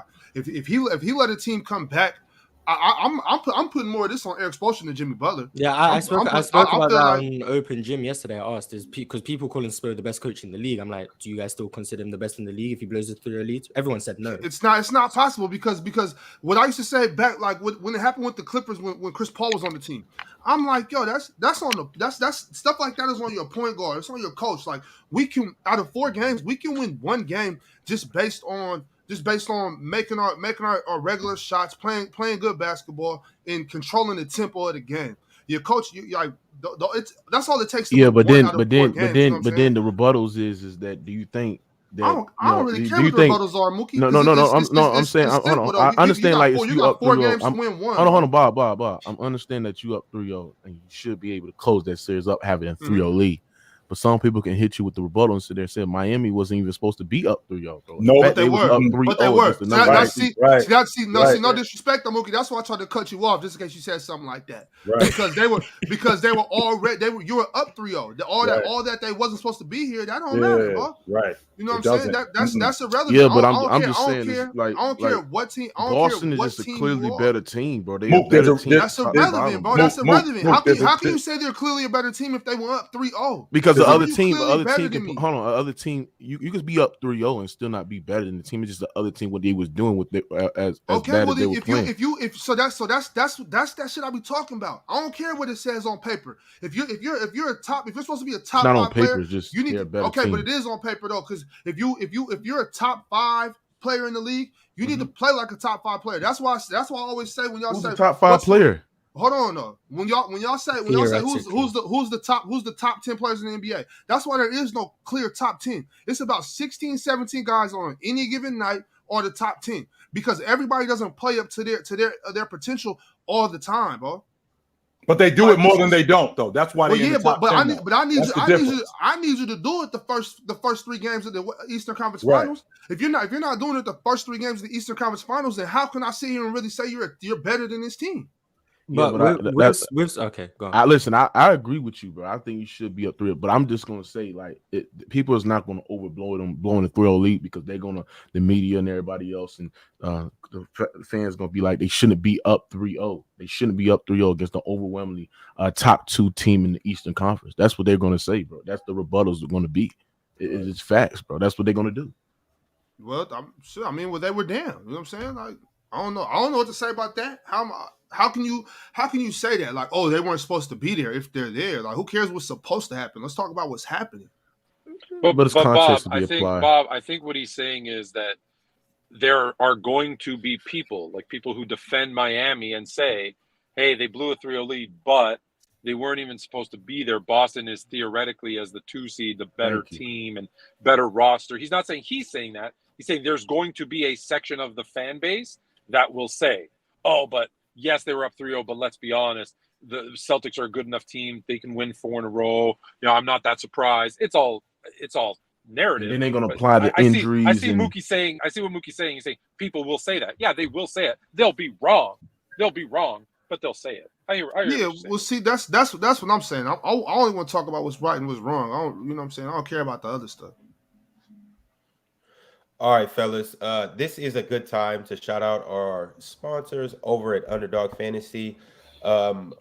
Basically, what it is it's a website or app, depending on which one you want to use, where you can really get in on some good NBA action, as we've been doing. If you're watching the show, you see every single day we come up here and we play the pick'em game. We choose our favorite players or we choose our least favorite players. We look at their stats and we either choose higher or lower. We've had opportunities to win up to 20 times our money. We've had opportunities to win up to 10 times our money, just depending on the players you choose and the stat lines that you choose as well. You choose 2 to 5 players, pick the stats, go higher or lower in that stat. I want to get into what we did last night, but I also do want to say that they will match up to $100 that you put in your account. So if you put in 100, your account will reflect 200. All you have to do is click that promo code right up there at the top of the chat. It's right there. If you look right there, click that and you'll be eligible.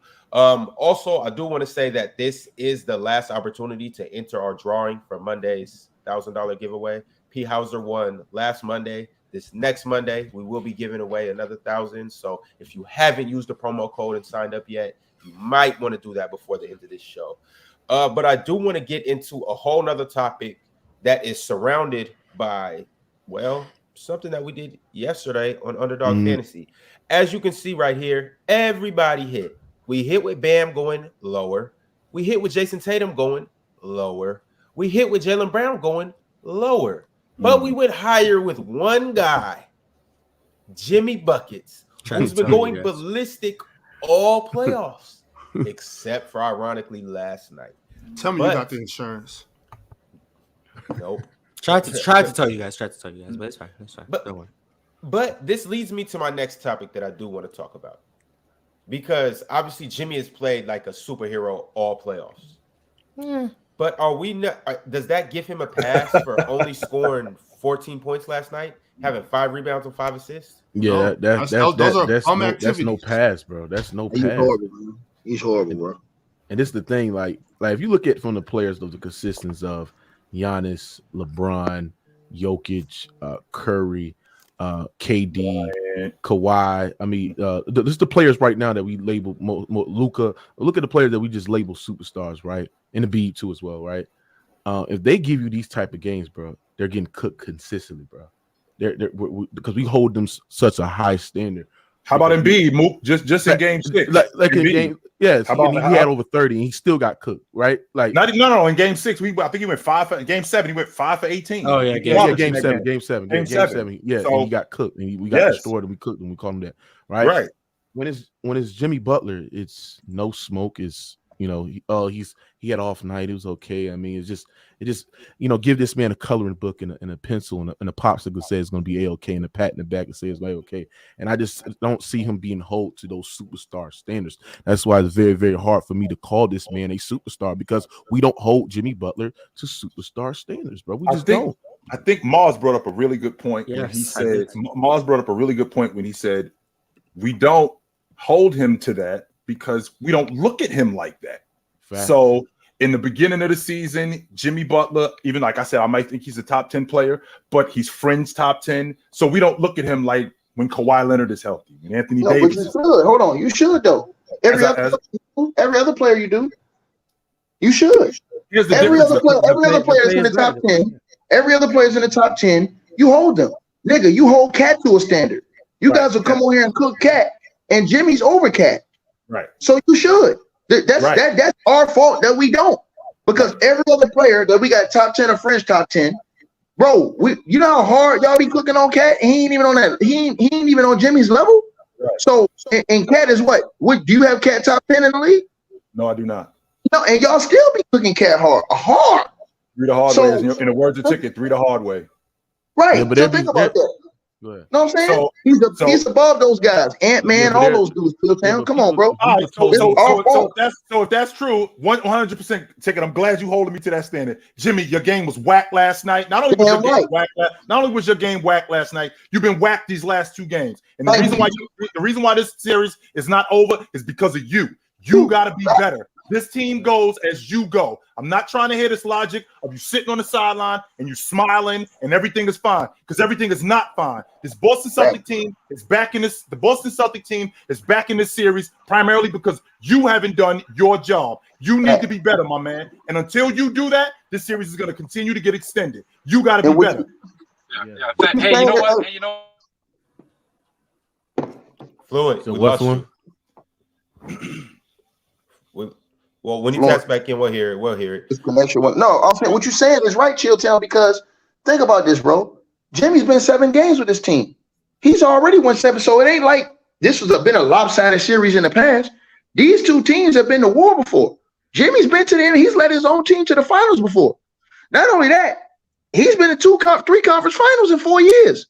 So he's at the pinnacle now of this thing, where we don't praise him because he don't, like I told you, he don't be all in the star power, tenant sneaker deals, all this other stuff, big time marketability. That's the reason why we don't look at him like we look at Luka or some of those other guys. But when we look at the way we criticize Cat and come down on dudes like him, even dudes like Julius Randle, bro. Look how Mars will come on here and get off on Julius and all these other guys that don't play with them. Dudes ain't no top 10 dudes in the league, but we still hold them to a standard. Right. If they don't play, you're right. So Jimmy Butler, he don't deserve no pass. He run around here looking crazy as hell, talking all this stuff, coming in the season with them ugly ass dreads he had in his hair, looking like Whoopi Goldberg, all this other shit. Come on, bro. Those are extensions. Those are extensions. I'm just saying, we being you here. Julius Randle, man. Right. We need to treat him. We need to treat him like he been here before. You know how your coach said you act like you've been here before. Well, he's been here before. More than once, more than twice, which he has. Right. Now that I'm thinking about that, and I know you and me go back and forth, but you're right. This dude been to the Eastern Conference Championship 3 times in the last 4 years.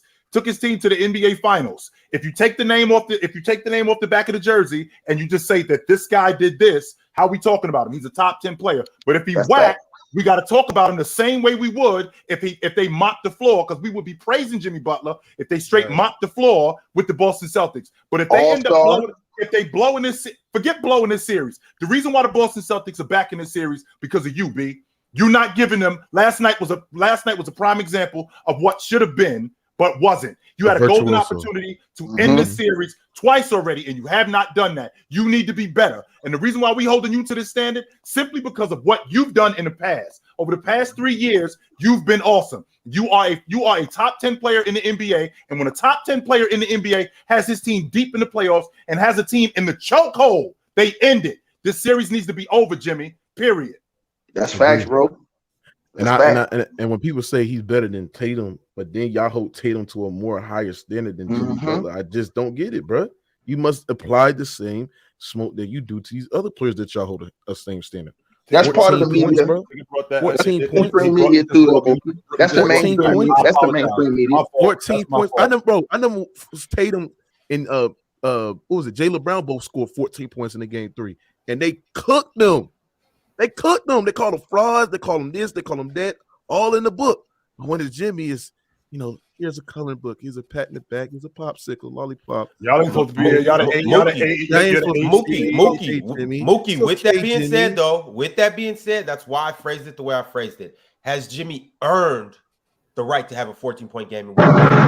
No, because I get it. 14 points is inexcusable for Jimmy Butler. But the way he's been spanking everybody all the way up to this point, I can't possibly call him a fraud. Wrong, but he been calling him a fraud. No, we're not calling him a fraud. We just saying they wrong, but they was bullshitting. He didn't get no smoke for how they came into the playoffs. He didn't get no smoke for them being in the play-in and coming in the AC. He didn't get no smoke. He got the grease on him. That's not true, Ticket, because I did say that. You talking about the consistency? I'm talking about the mainstream media. I ain't talking about you. I'm talking about the mainstream media. If this was any of those other top players who did that, bro, they'd be cooking them dudes, man. Jimmy is at that pinnacle, bro. He's there. He's there. The problem is we don't praise those dudes that's supposed to be there. We giving dudes titles that we think should be there. Because if this was Paul George, they'll be demolishing Paul George right now. He's a side. If this was Kawhi Leonard, he'd be getting roasted. KD, forget it. Oh my goodness. If this is KD, forget it. It wouldn't be enough. We wouldn't have enough time on this show to talk about KD if they was up 3-0 and they let these dudes back in the series. We wouldn't have enough time on this show to talk about how bad KD is. I agree. All NBA performer, all NBA All-Star. How many times did you all NBA performer Chill Town? All defensive. Come on, bro. All-Star. Come on, man. Nigga don't get no pass, man. Yeah, Jimmy. I need Jimmy Butler to show out tomorrow, bro. He needs to show out in this series, bro. I need that will to win. I need that game where he had against the Milwaukee Bucks where he scored damn near 40 or 50, bro. This series got to be over. This series got to be over, and it got to be because of you. You got to end it. You are the one that has to end it. You can't. I know that you got a good team around you and you got good camaraderie, but at some point, somebody in here got to get the groceries. Somebody in here got to get the food, and it's got to be you. You are the guy on this crew, Jimmy. You are the guy on this crew that's got to end this. And you got looking at you.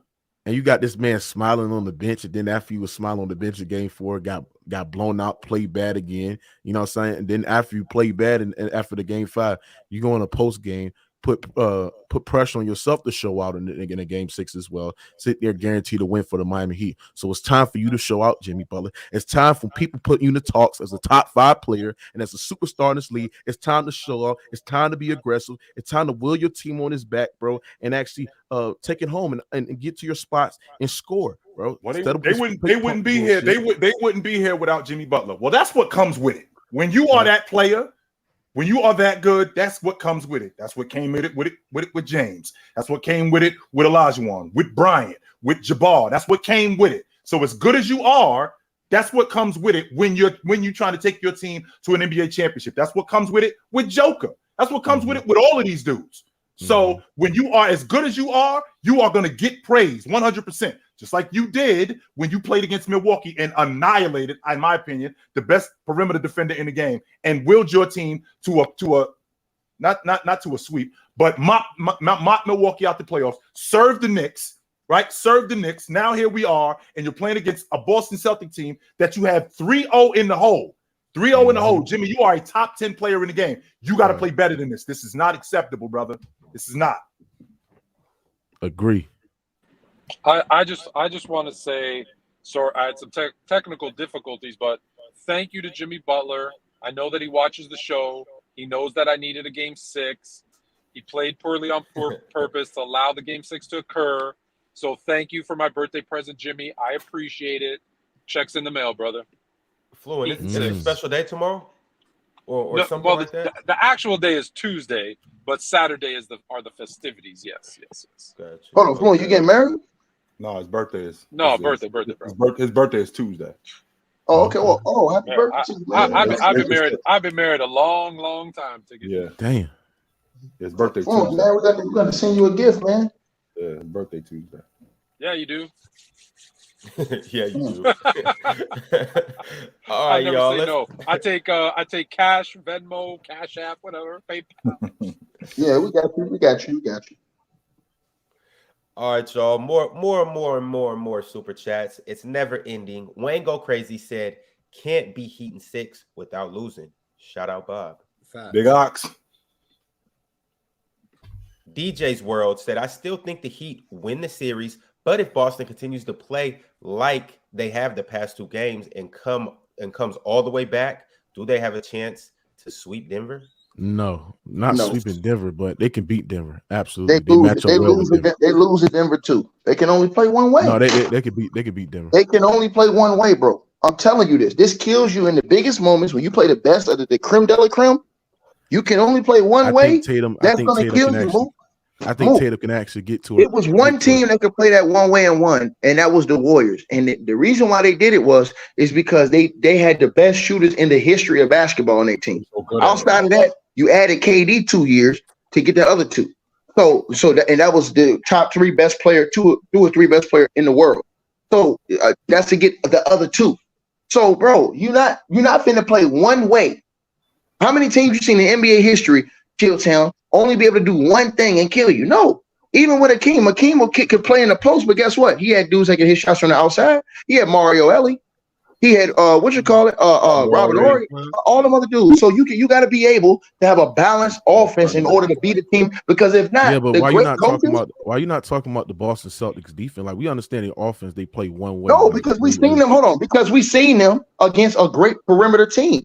And guess what? They folded when they played against an elite perimeter team. So hold on. So the Denver Nuggets are not only an elite perimeter team with shooting, great big defensive wings, but they also have great post play. So that's the problem right there. Yeah, but if you look at how Boston matches up against Denver, they probably the only team that match up well with Denver in these playoffs, bro. I disagree. Just offensively and defensively. Hold on. Who is Marcus Smart gonna guard? He can guard Murray. Jamal Murray. What's gonna happen? He gonna be out here looking like Sandman Sims, R.I.P. I like that matchup. I like that matchup. And that's what Boston does. What Boston do is they switch everything. So if Jamal Murray, if they run their actions, bro, when they run dribble handoffs or the screen action, all ball action, and run that motion offense, Boston can literally switch everything. Hold on. So now they got the personnel. They got way better point of attack defenders than the way Boston been looking. You think? Hold on. The way Boston been looking, you think they can guard their breakfast? Yeah, the way Jaylen Brown had been looking in the playoffs. These dudes, they don't even look like Jaylen Brown on ball defense been suspect. No, I ain't just this series. That's the last series too. Whoa! He took the assignment against James Harden. That's not true, Ticket. He took the assignment against James Harden. I said the Atlanta series too. Hold on. Well, even in the Atlanta series, he should have never got. Hold on. He should have never got torched by. Hold on. He should have never got torched by James Harden. And guess what? If you give up 2 big games to them guards in this, if Boston go to the finals and they give up 2 big games to the guard in that series of Murray, guess who's gonna get you the other 2? You play the guess. Joker. And then I could got that all right. And I could put Al Horford on Jokic and put Rob Man, Williams as the stop roamer playing, off man. of Eric Gordon. Stop So playing, Jokic man. get deep in that Are you goddamn serious, paint. man? I got Robert Williams to come over and help and just leave Are you? Eric Gordon wide open. He Bro. don't even start Listen, both of them. He don't start. No, he don't start both of them together. They got the stretch bigs that can pull Jokic out that goddamn paint. He doesn't start both of them together, Mookie. He did against Philly when they went against Philly. I was just about to say that, Mars. I was about to say that he does start. He didn't start them in this series, which he should be starting them more, but he doesn't, and he will start them against Denver if they end up getting past Miami because they're bigger. That's not going to help against Denver. That's not Jokic pass the ball. Actually, Jokic pass the ball too well. Y'all laughing in the comment section talking about Al Horford on Jokic. Actually, Al Horford is a pretty good. Man, he ain't defending Jokic. Listen, absolutely. Jokic pass the ball. If I put Al Horford on Nikola Jokic and let Robert Williams be the roamer, bro, he gonna pick Jokic. Gonna pick you apart all day. For the Boston Celtics defense, then I put up lineup when I'm putting in fucking Marcus Smart, Derek White, Jason Tatum, Jaylen Brown. They can switch as well, hold their own because you only got what I would say. You got KCP, you got Jamal Murray. They can deal with Jamal Murray. They can put on ball pressure. They can navigate screens better than the Los Angeles Lakers can do, bro. They can let them up there, let flare action that they do. So what I'm saying is that, bro. If I look at the Boston Celtics switchability, their versatility defensively, bro, their point of attack defense, their wing defenders, bro, this is a perfect matchup against a different. Man, I got the Nuggets in 5. I got the Nuggets in 5. They play nah, man, stop it, bro. You wild that one, bro. That's why you bought my word. That's why I said this. And I'll take Mookie lunch money too. I'll take Mookie lunch money too. Mark my words. If they play the Nuggets. Hey, if they beat up the finals, we betting that Nuggets. Hold on. First of all, it's in Denver. So they play the Nuggets in the playoffs. First of all, the Nuggets going to win in 5. And I'm going to tell you why. This is the reason why right here. Because the Nuggets, they do have a balanced offense. The problem with the Boston Celtics is y'all don't. And guess what? Even if you're shooting the way you can shoot, Denver's proved they can shoot with y'all on a consistent basis. And if the shots ain't going down, we can just play a different way. We throw it to Big Yoke. Now, if you and here's the key right here, and this is something I got to give Low and I got to give Mars. If you overreact to Jokic, Jokic is gonna pick your ass apart. So if you bring Robert Williams in there, it does two things that hold on, move. It does two things to their offense that their coach doesn't like. First of all, it closes their offense a little more. He likes to spread the court open by playing Al Horford at the 5. Therefore, everybody's spread out, and it's harder to defend those guys. When you got a guy like Robert Williams in the game, yeah, he's athletic, he can jump. But now, if I'm using him as a help guy, that's easy money for Jokic because Robert Williams, he's a good defender, but he ain't really that smart as a defender. Jokic is more smart as an offensive player and a passer. Hold on.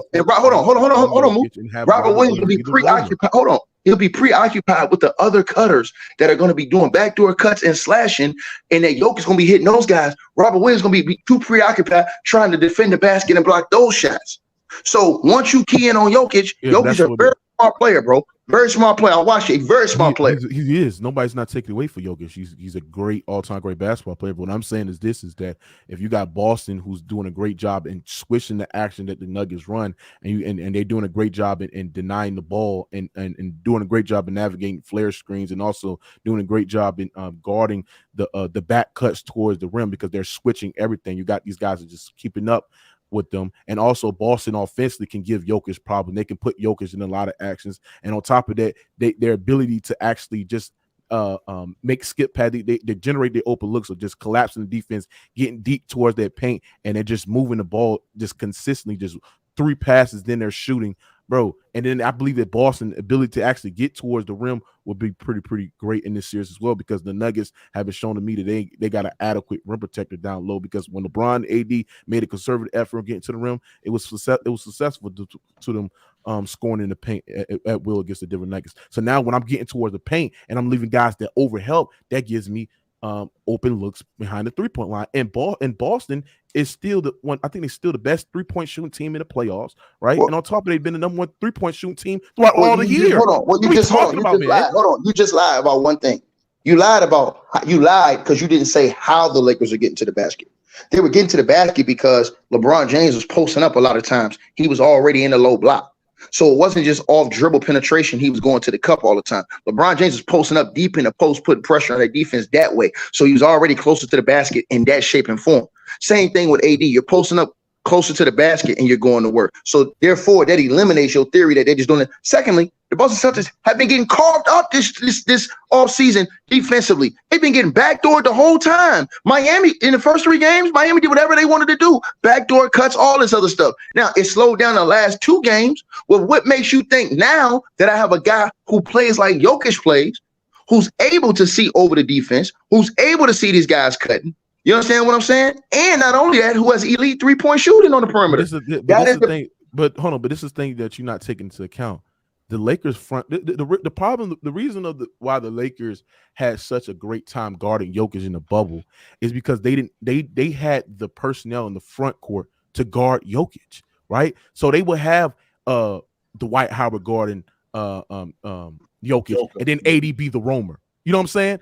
They would have AD guarding Nikola Jokic and have somebody else coming over to Rome because they had the front court, they had the personnel or guarding Jokic.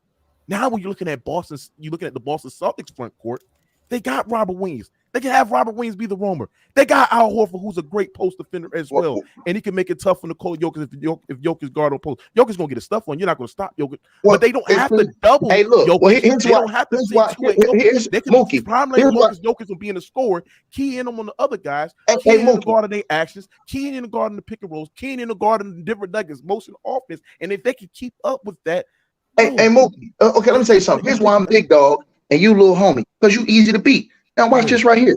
What's the difference between the bubble and now? Because you only spoke about the Lakers. Let's speak about the Denver Nuggets. Oh, the difference is this. The difference is that they turn, what's his face name? Chilltown. The guards that they had. The guard MPJ, KCP. Right. And the backup point guard, they changed those guys for Bruce Brown. They changed those guys for a world champion in KCP. They changed those guys. You got a more mature Michael Porter Jr. They changed those guys for Aaron Gordon, a dirty work guy. So now you're talking about different components that's riding with Jokic now. He got way better options than what he had then. So now you only gave half the story, young buck. You got to get the other half of the story. So now the other pieces the other pieces that he got, and guess what? Jamal Murray is better. You name all of that, but Boston's still a more deeper team. They still have a better bench. They still a better 3-point shooting. Disagree. Malcolm Brogdon's gone. He's 6 minutes. He was gone. Malcolm Brogdon's gone. Hold on. So count him out.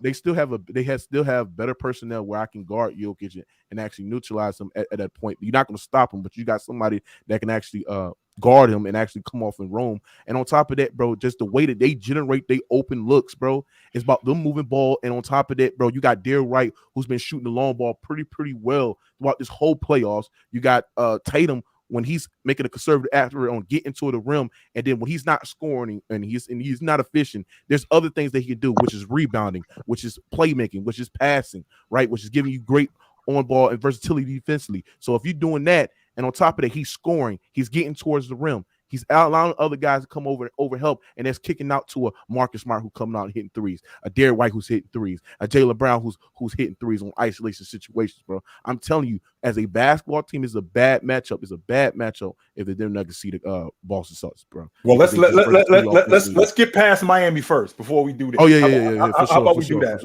Let's get past the Miami Heat first. If I'm Denver Nuggets fan, I'm hoping that I don't see the Boston Celtics in the final. Real talk, bro. Mm-hmm. All right, y'all. Right back to the super chats. Here we go. Yo, if you haven't liked the video, please slap that like button. And from the top, Brandon Durr said Ox having to walk back Jason Tatum slander.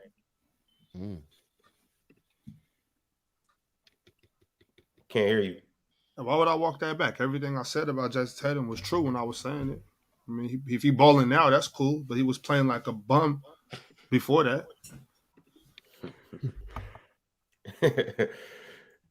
Not Justin said, Mars, bring up Fluent reading notes. He's a fraud. Okay, Justin, just so you know, no, he's not reading notes. What he's doing, he draws a lot. That's what he does. He's not reading notes. If you pay attention, you'll see that. He's actually shown us the drawings that he does. He's not reading notes. And add that to the fact that if you were up here and we were going off and we were going at it, I bet you couldn't go off the top of your head more than he could. I bet you that. Like, what's wrong? And I will add one more thing. I don't know what's wrong with reading notes when I don't understand that. I don't get that. I don't get that. But well, here's the thing. It's because of a video that I posted about Low. Mm-hmm. And here's the difference. We all had that joke internally on the panel about Low looking at Basketball Reference. Right. And if you recall, 2 days ago, I made a picture where I had Low with the Basketball Reference in his glasses, and we all laughed about it. And I admitted and I said, I just made that up. It's a joke. And we all laughed. I then got a bunch of DMs saying, yo, that shit was funny. You need to post it. And here's the difference between me and children who are caught up in their feelings. I made the video. I sent it to Low. I asked Low, hey, yo, I think this would be funny. Do you think it's okay if I post it? And he said, yeah, dude, it's funny. Post it. And so I posted it. So we all knew it was for entertainment purposes. That's the difference between people who are caught up in their feelings, worried about things that happened 7 months ago because they're still butthurt because they lost, and trying to find I got you moments. So people need to, grow up a little, get some therapy. I know we got some mental health issues, and deal with that stuff. All right? Now you're more fluent. They said it. I ain't got nothing to say. A man of culture said Spo basically figured out what to do last night in terms of rotation and made the correct adjustment. They matched him in production after he did, but the first quarter was the difference. The first quarter was the difference. I mean, what adjustment did he make? That was the difference. I mean, they were handling them the entire game, and the same shots they were getting in the first quarter, they were getting those same shots in the second quarter. He's saying after the first quarter, so they played him pretty much even the rest of the game. So that's what he's saying. He said right. So Spo figured out what was going on. It was too late last night because that first quarter was too overbearing.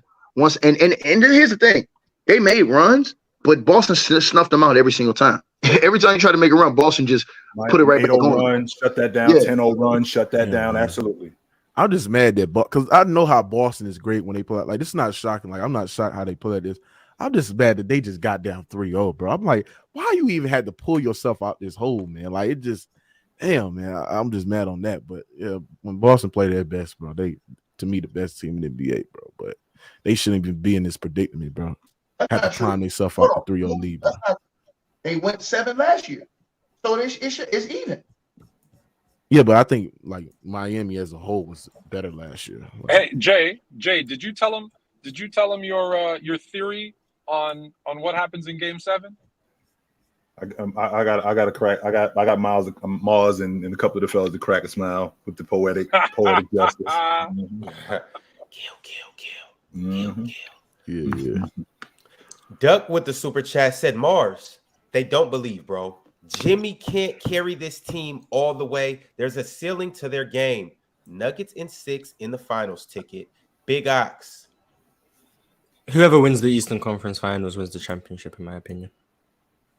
I said that the whole year, so I'm gonna stay with that as well. I said it. I said it too, but I think that Boston. Hold on, Mars. So you telling me the Heat win this? You got the Heat beating the Nuggets? I have whoever comes out this matchup win in the finals. I think Boston are gonna win, but if Miami did win, I would have them in the finals. Ooh. Nah, hell nah. No. But just as long as we modify it, Mars. I said whoever wins the Eastern Conference Championship between Miami and Milwaukee. I'm sorry, between Boston and Milwaukee. That's what I said. I'm not saying any Eastern Conference team that comes out the East is beating Denver. No, I'm not going. Even if the Knicks go out, man, I would. The Knicks are winning too. But still, tell if you come out the East, you're a tough ass team. Hell yeah, the Eastern Conference is a lot tougher today than what it was years ago. Hell yeah, it is. 100%. I ain't fighting that part. But when I think about the personnel of the Denver Nuggets, and not only the personnel, how they play, and what the Miami Heat have coming in hobbled, and I also hear the logic, a wounded dog is a dangerous dog. That's why when you get a dog in the corner, you kick the shit out of them.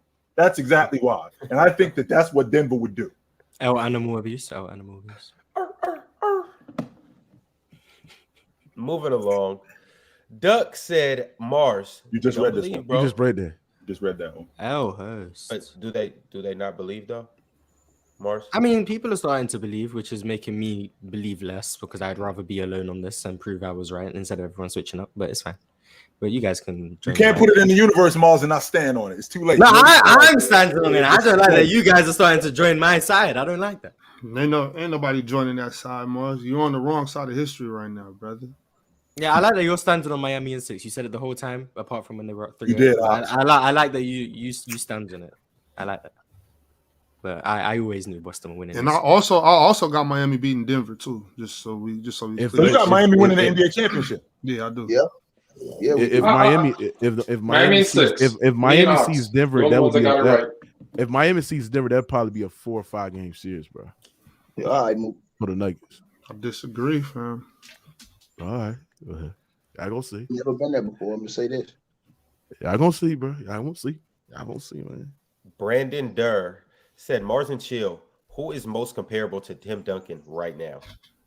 The most comparable to Tim Duncan right now? I don't see none of these dudes, to be honest with you. Tim Duncan who plays like Tim Duncan. Yeah, I don't see none of these dudes that play like Tim Duncan. None of them are as fundamentally sound as Tim Duncan. I mean, nobody got the touch around the rim outside of Jokic. You know, I don't see none of these dudes that play like Tim Duncan. In terms nobody has that versatility defensively. Who's a great elite post defender. Well, I was going to say Anthony Davis is close in terms of individual defense, but overall, I don't think there's anybody in the game that plays. Yeah, like nobody plays like that. No. Mm-mm.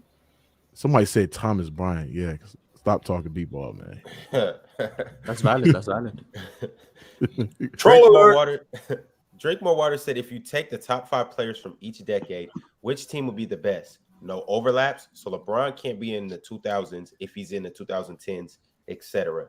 But he was in the 1960s. LeBron don't belong in the 2000s, only the 2010s anyway.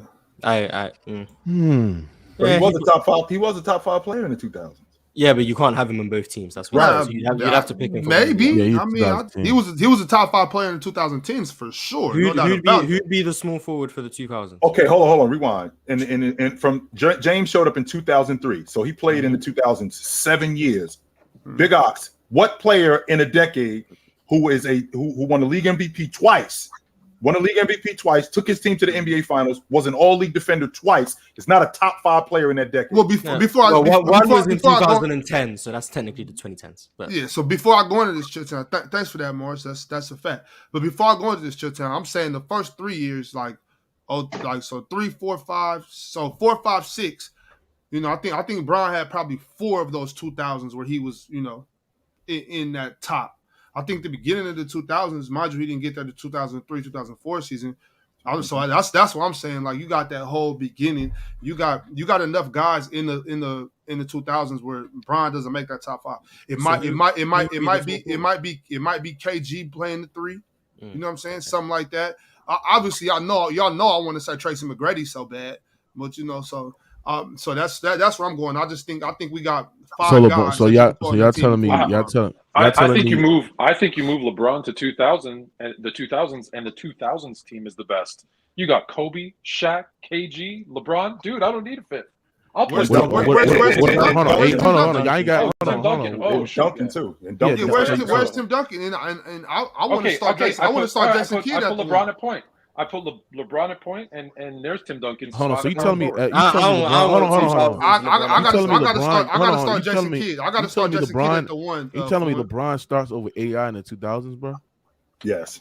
Yes. No, he does not. Bro. He does. Why is AI the argument? It's Jason Kidd is the point guard, Mookie. Jason Kidd is the point guard. 100%. And Mars, just so you know, and to your point, Mars, you said he won it in 2010. So the 2010s, the decade started in 2010. So 10-11 was the first season of that decade. Yeah, because that year was 09-10. Right. He won 9-10. Okay. Yeah, that's cool. But the 60s is the answer. The 60s is the answer. Are you sure not the 50s? Because they had Mike and no, God forbid. And no shot clock. And no shot clock. Yeah, they can slow it down. That's not basketball, man. That's not basketball. They can slow it down. Yeah, too slow. Y'all don't think the 80s will win? You know, you got Magic. So the top 5 players: Magic, Jordan, Bird, Magic at Barkley, the 1, Moses Malone. Oh, so you're putting Jordan in the 80s? Jordan have to be 90s. Jordan have to be the 90s. Even though He had to. Yeah, I know, Chill. I know. What are we talking about, bro? Chill. Because I was about to say it and I stopped. But I gotta ask you, because you would know a little better than me. I was gonna say the 80s Jordan was better than the 90s Jordan. But who do you got? Who do you think's better? Well, I've said this to you in the past. There's a difference between your best work and a better player. So 92 Jordan better than any Jordan that I've seen. Mm-hmm. Better than 88? 92 Jordan is better than any Jordan I've seen. Any one of them. 89 Jordan, that was his best work. So like I said, there's a difference between being a better player and your best work. 88, 89 Jordan, that was his best work. 92 Jordan. What's the best Bron you've seen? Is it 2020? Because, like, if you think about it, this man don't played in the 2000s, the 2010s, and the 2020s. Mm-hmm. And so, would you say he's a top 5 player in the 2020s? Going into the 2020, so in the 1920 season, that wouldn't be the 2020s. No. For the 2020 right. And on to now. This decade so far. I think he was 1 year. So last year, I think last year was the last year that he was a top 5 player in the game. But he wasn't this year. Even though they made, I don't think he was a top 5 player in the game this year. No, I don't think that. Even though they made the Western Conference Finals. Even though they did make the Western Conference Championship. But I don't even know if he was a top 10 player. Hold on. Chill time. Give me the 5 players who's better than him right now, in your opinion. In my opinion, Giannis, Joker, Embiid, Curry, Luka. Oh, stop right there. You got him. You think Embiid's better than LeBron for what you saying? Yes, bro. Come on, bro. No. I'm not being facetious. Hold on. I'm not being facetious. I'm being dead. You gotta make a starting 5 though, bro. You gotta make a starting 5. But I'm saying, hold on. I'm not being facetious. I'm being dead serious right now. Right. Based on what you just seen from Embiid, right? You still think he's better than LeBron right now? Yes. Because LeBron just said LeBron just said he still think he's better than 95% of the league. Right now. Which is. We proved that Fluent and Chill. Hold on. You co-sign that Fluent? Hold on, Fluent. You think the Embiid is better than LeBron right now too? Yes. On both sides of the ball, yeah. Yes. LeBron's defense isn't what it used to be. Whether it's effort, whether it's age, it's just not. So yeah, Embiid, if you then LeBron, what made hold on. In a playoff series right now, who y'all taking, LeBron or Embiid? In a playoff series today? Right. You taking LeBron and Embiid right now today. Based off what it's easy to say that because LeBron was just in the Western Conference Championship. No, I'm saying based off what you saying. I'm talking about from their play. I'm talking about from their play. You taking a guy that shot what 13-14% in the Western Conference from the 3-point line and shot damn near like his true shooting percentage regressed from big time when he was in his prime as well. So I'm taking him over the dude that went 5-19 in the closeout. I'm taking him over the dude that got shut down by the Brooklyn Nets. I'm taking him over dude that looked mediocre. But if you measure it out of whole collective, bro, if you measure it from a whole collective, bro, LeBron James is not better than goddamn Joel Embiid, bro. I'm sorry, bro. Hey, Mookie, I don't even like LeBron. I'm sorry. If I'm looking at it, if I'm looking at Chill's list, I agree with the names he had, except for Joel Embiid. Listen, to me, remember at the beginning is of better, season, man. Like you not remember at the beginning of the season when I had LeBron at 5 and you lost your mind. Beginning of the season, brother. Oh, brother, things change. Hold on, no, because hold on, fluent. Because I didn't know, and I'm gonna say this right. I did not know Embiid was this bad. Bro, I've seen it over and over and over. Kill town. This is just saying Embiid would have benefited if he just sat out on his LCL sprain instead of playing. Yeah, because bro, when he is hold on, the performance. Hold on, I want y'all to think about this. His performance, bro. What player dropped 10 points when it was time? Julius Randle. LeBron in the second half. Shout out to Julius Randle. No. I'm saying hold on, but he's still But he's still for the playoffs. He didn't drop 10 points. This man dropped. Hold on. LeBron James dropped. And he never lost. Fluent. I'm not. I swear to God, I'm not capping, bro. Look at Joel Embiid, and I ain't even before he got hurt. Look at that Brooklyn series, bro. We talking about a simple defense. Go look at that Brooklyn series and with Joel. He wasn't even averaging over 24 points. Because they was double. They were sending doubles every time. They doubled him every time he touched the ball. All the great players got doubles. Making it pass. Yeah, and that's why Philly's offense was so great because they were leaving people open and Embiid was wide open. Hold on, Mars. Here's what defeats that logic. Here's what defeats that logic. Fluent. You watch and Chilltown watch in real time. Hakeem was getting double team every time too, right? Yes, he was. And what kind of numbers are you putting up? Was he getting Hakeem? Okay, so look, hold on. Now watch this right here. I want y'all to think about this. Hold on. Embiid has averaged 30 a game for the last 3 seasons, right? Correct. So this year in the playoffs, he's 23.7. Last year, he's 23.6. Now tell me what's LeBron's. Because I think James averaged 22 a game this year. I'm about to get you right now. Hold on. I'm about to get you right now. He averaged 13 in the regular season too. So LeBron James, hold on. 28-9. I think he averaged 29, 8 and 7. So LeBron James in this playoffs? No, in the regular season. So in this playoffs, he averaged 24 and a half. He averaged 24 and a half. He averaged 24 and a half, 9.9 rebounds, and 6.5 assists this year in the playoffs. So 25 and 10 as opposed to 29, 9, and 29, 8 and 7. So his right. That's crazy. Hold on, time out. Hold on. So look, 38-year-old anybody else? How about that? Right. So hold on. Hold on. And we talking about a dude that's. I want to be clear. Hold on. We talking about a dude that's 38 years old. I ain't just talking about this year for Embiid. Once I seen him, because I thought last year was a pattern. Yes, it is. I thought last year was an aberration, bro. I was okay, it's aberration. He did it, bro. His average went out 10 points again this year in the playoffs. I want you to think about that. And then not only that, I want y'all to look at this. Not only that am I saying, but I want y'all to look at this. If you go back and look at Joel Embiid, look at his percentage. And bro, don't give me. Hold on. Tell me. No. Hold on. Don't give me. Hold on. And Fluent. This is what kills the double team knowledge or excuse. Hakeem Olajuwon was on a team where he got double team every possession damn near. You can't. And look at his numbers. We're not holding to that standard. No, we're not doing that. No, I'm not saying. No. You got to come out. Joel Embiid is an. Hold on. He's an MVP. No, he's one of the only players moving the goal. But the argument was if he's top 5, not if he's Hakeem. No. But I'm saying. But here's the thing, Mars. Mookie threw it off the rail. Hold on. Mookie threw it off the rails when he made the excuses saying the man was getting doubled. So I'm showing him the greatest man in NBA history, because Joel Embiid is supposed to be going down the line as that. I'm showing him with all these dudes that got doubled in the playoffs did. Their production stayed the same or went higher.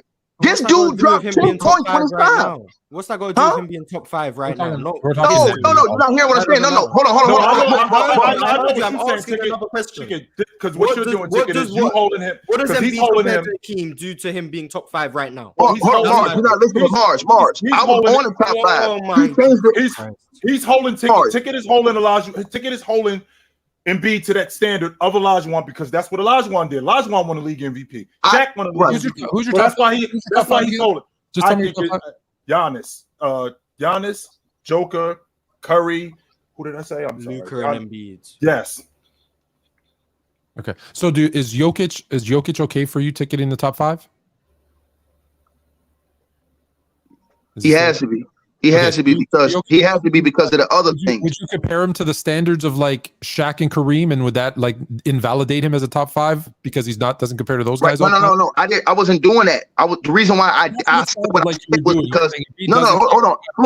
He's not Hakeem. That's what. No. You're not hearing. Hold on, my brother, Fluent. I want y'all to understand why I said that.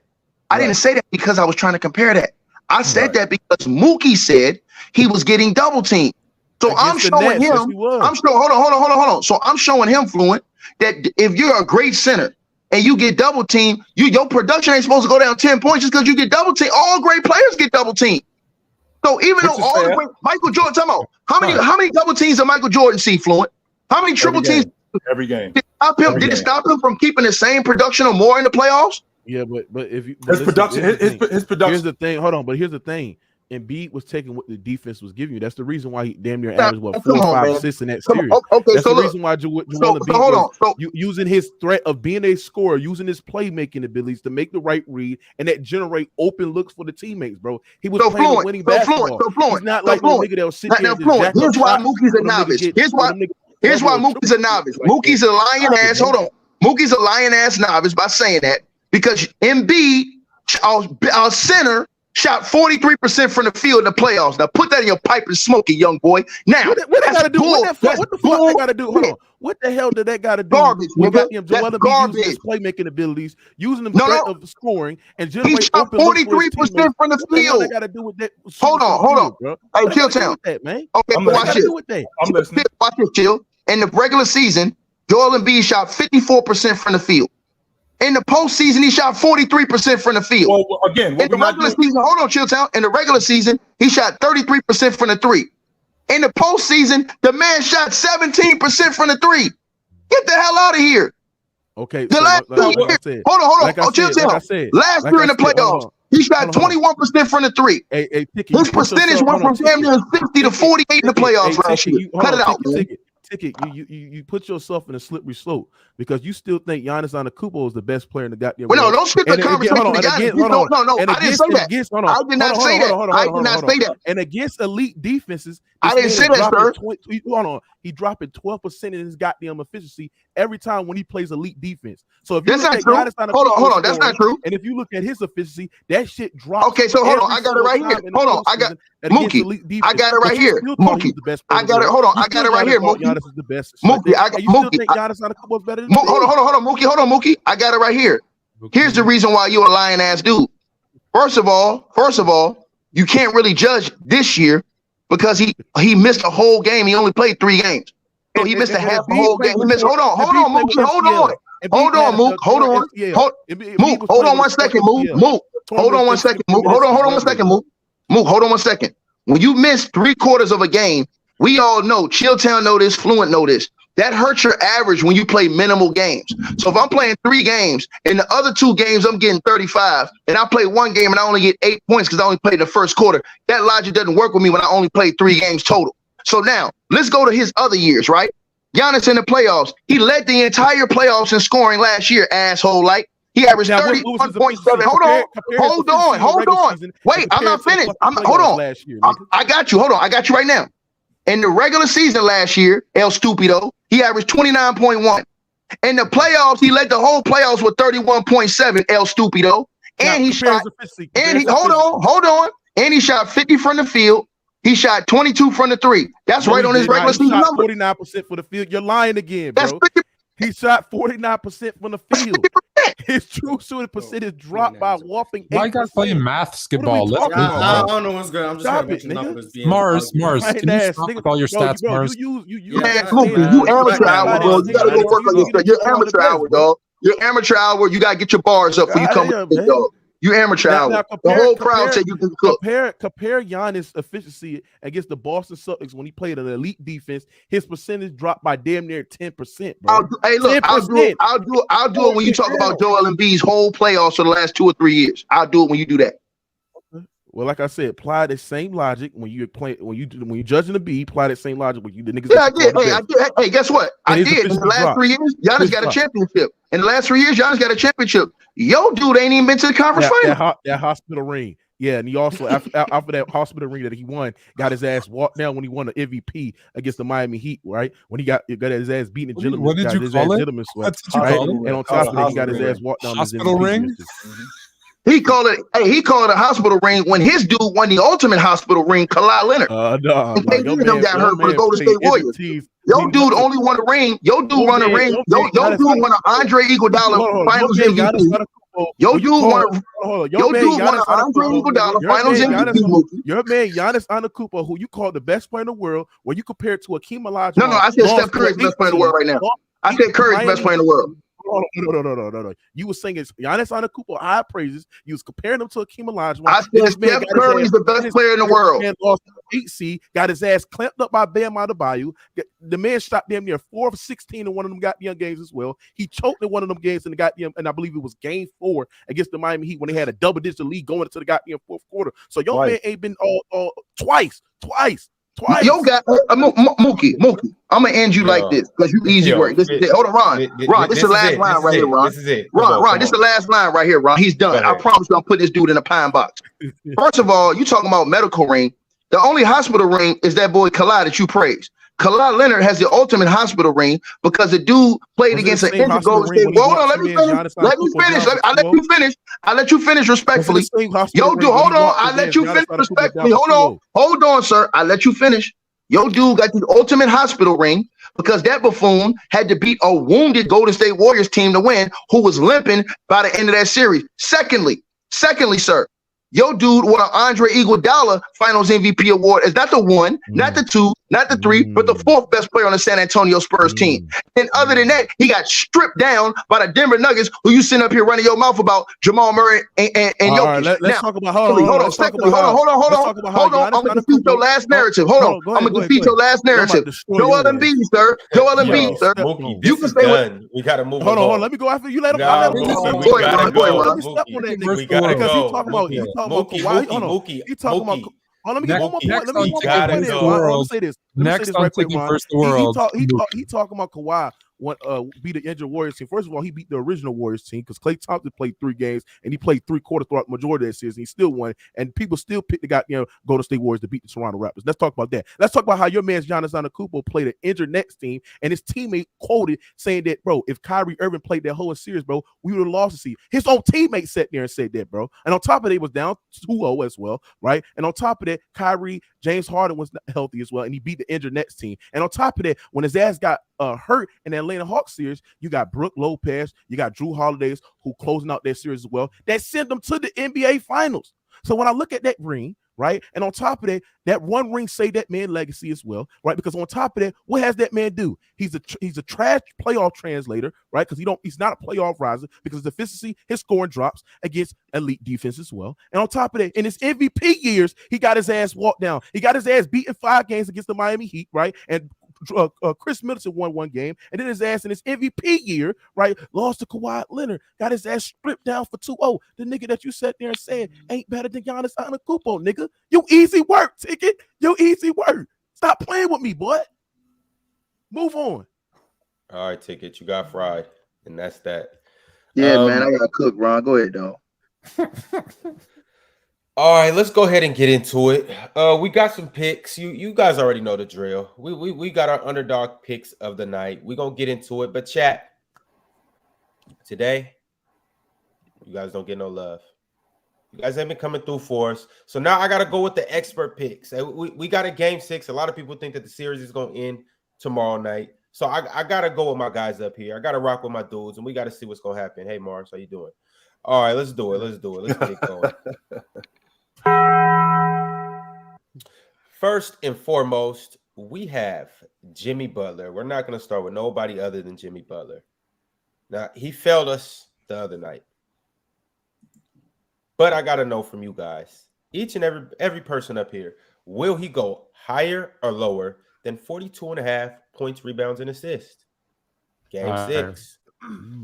Fluent, you got higher? Higher. Ox, what you got? 6. Lower. I'm gonna go higher, but Ron, I resent you saying that he failed us. In fact, I would say that we failed him.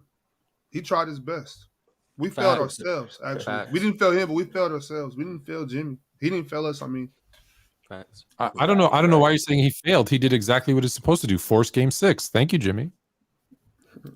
Mars, higher, lower. Higher. Game 6, Jimmy, higher. 3 higher. Mookie, you said lower. I don't think Jimmy gonna score over 42 points in game 6. I think he's gonna be around points, that rebounds, and assists. It's combined. So 42 points plus points, rebounds, and assists. So like 36 and 7. That would. Okay. I think he go higher. I didn't know it like that. I thought that would be his high. That would be 43. Okay. Yeah, I'm going higher. I'm going higher with that. Chill. I'm gonna go higher too. Take it. Lower, wherever Mookie is, he's higher, but I go lower. I go lower, and I think they still win the game. I think they'll win the game because of more reasons than him. Okay. Well, everybody went with higher other than Ticket, so higher is going to be. All right, moving along to our next contestant, we have Al Horford. Now, unless it's minutes lower. he went higher yesterday on. That was yesterday. Got like 11 rebounds or something. I think Al Horford go higher, bro. Okay, we don't even know what the category is. Well, it's points and rebounds at 13.5. What are we thinking Al Horford's going to do in game 6? Fluent? 13.5. So that's like 7 and 7. 7. Yeah, higher. He can give you more than 7 and 7. Oh! I just got some breaking news. The Clippers just traded Kawhi.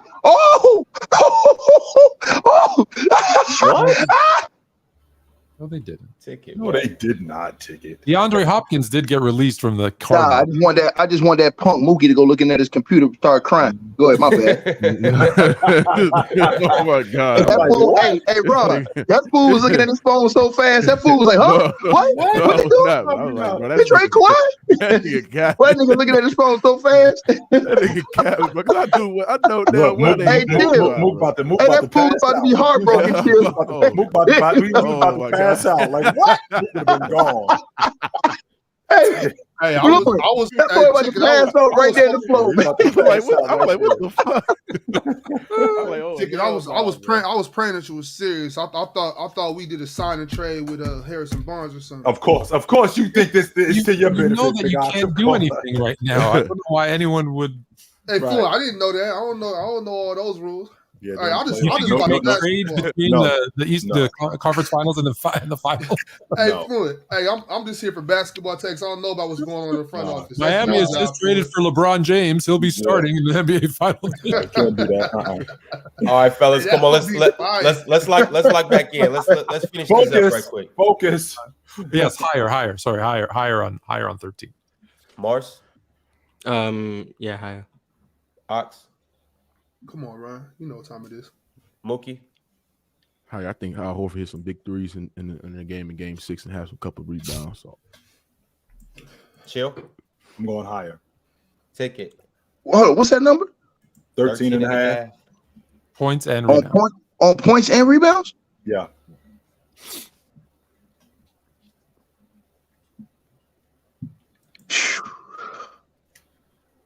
Damn, Ticket. You don't think he can go 7 and 7?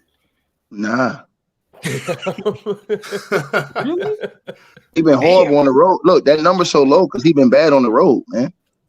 Hey, it's a democracy though. We already got enough higher. Yeah, it's unanimous, right? Go ahead on that.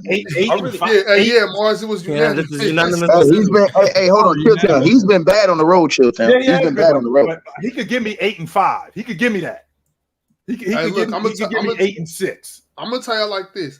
The only way the Celtics win the Eastern Conference Finals is if Al Horford somehow gets the Larry Bird Eastern Conference MVP. So if y'all don't get 30 and 15 from Al Horford, ain't no way it's happening. Well, first of all, that in order for that to happen, they would have to win it. Well, yeah, but that's what I'm saying. The only way they win is if Al Horford shows out enough to get the Larry Bird Award, and that ain't gonna happen. So, hey, Bob, I gotta ask y'all a more important question. Hey, Mookie, did you check your drawers after I said Kawhi got traded? Nah. I looked on my Twitter. I'm like, bro, is this nigga traded? I don't think this nigga traded. Check them Pampers.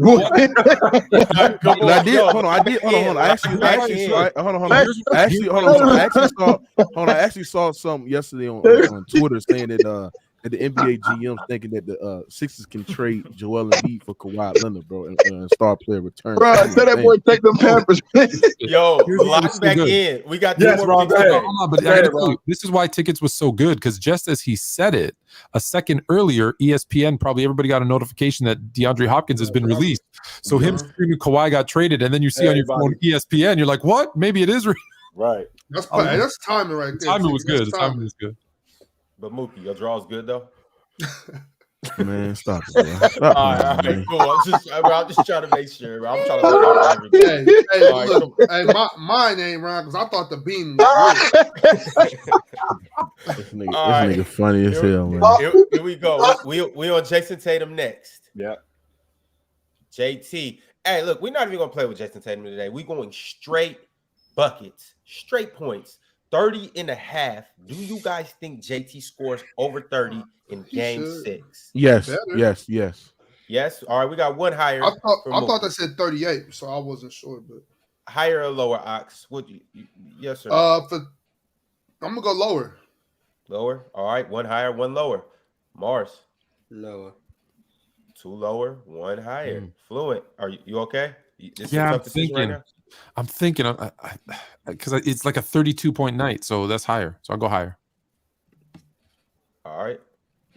It's a fly shirt, Fluent. Looks like self-made couture. I had a board meeting before. That's why I wasn't here on time. And I always wear self-made couture. It's the only thing I put on. Smart man. Two higher, 2 lower. 2 higher, 2 lower. Chill. What direction are you going in? Lower. 3 lower, 2 higher. Ticket. Jason Tatum. Higher or lower? 30.5. Ticket, you so goddamn wow, yo. Bro, I had to put myself on mute. No,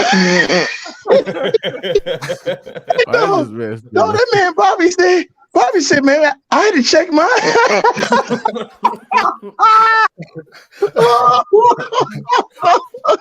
Oh, man. Hey, man. Mookie, I hope you got a hamper going. Yo, Ticket.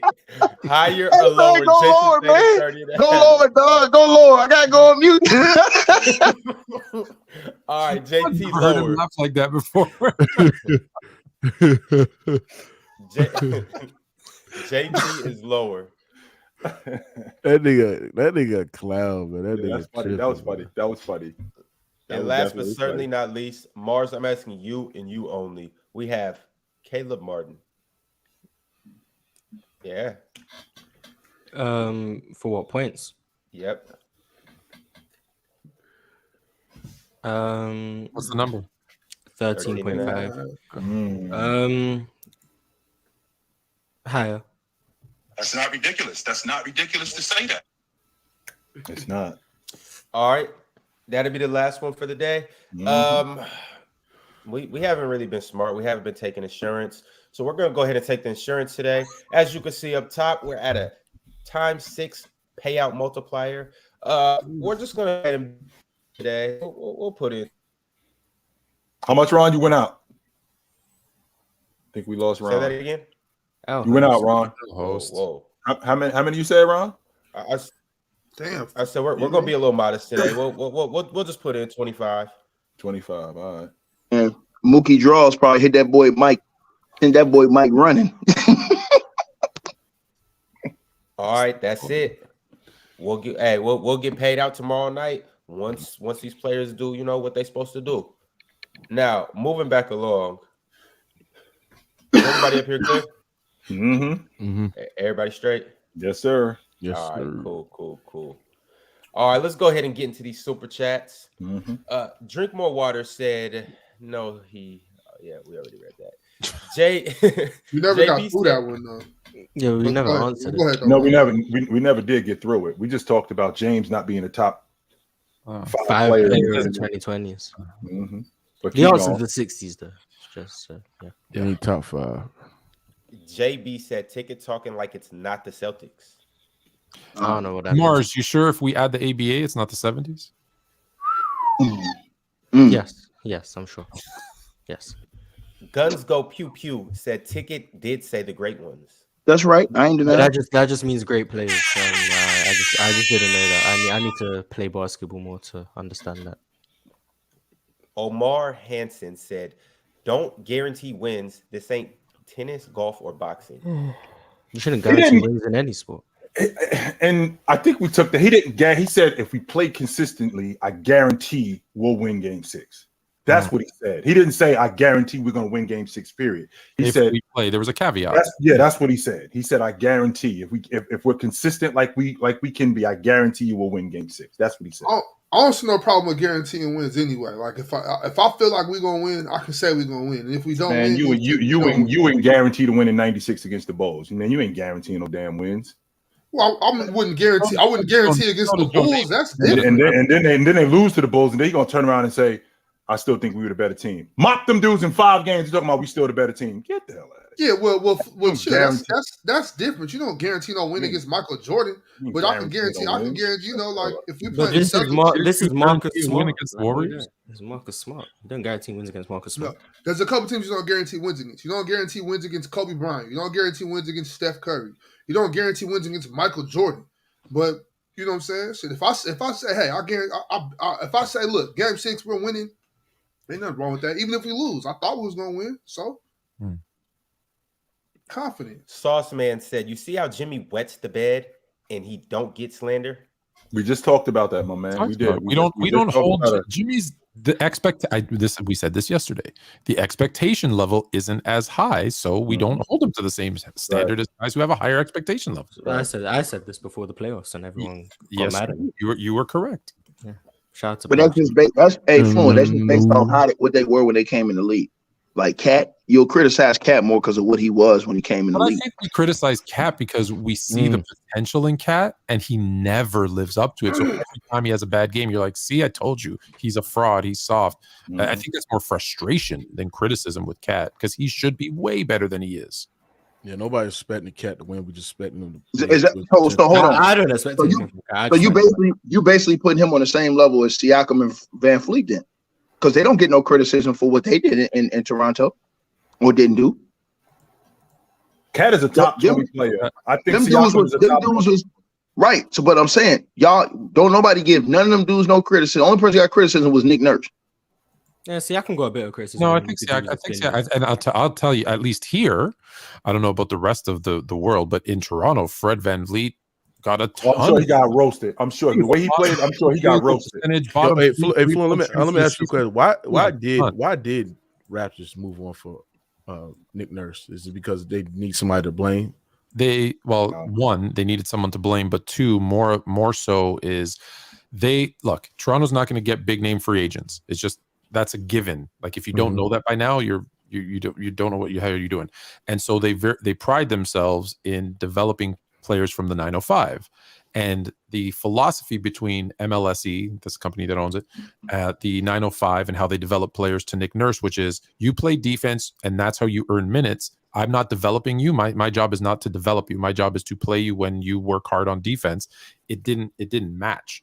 And so the players started to complain. The type of coach that he is, you saw the minutes. Like look at Siakam, I think, and VanVleet, both top 5 in minutes played.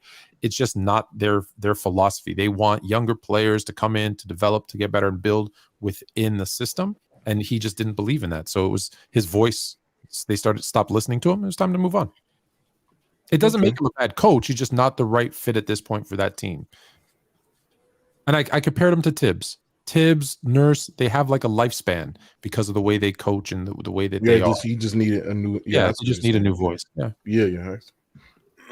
Brandon from the block said, "People were telling me Jimmy Butler is better than Jason Tatum. Recency bias is a hell of a drug." No.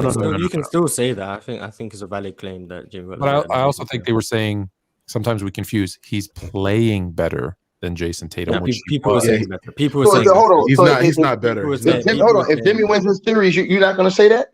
If Jimmy beats him this series, hold on. If Jimmy beats him this series, goes on and wins the chip, you're not going to say Jimmy's better than him. No.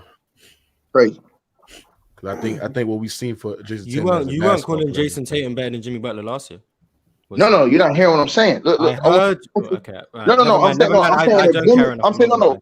All I'm saying is if Jimmy wins the chip this year, if he beats him and goes on to win the chip, we won't sit in here and say that Jimmy is should be ranked higher or is better than Tatum. I regret talking. No, the fact that he beat them too. But who did you have better last year?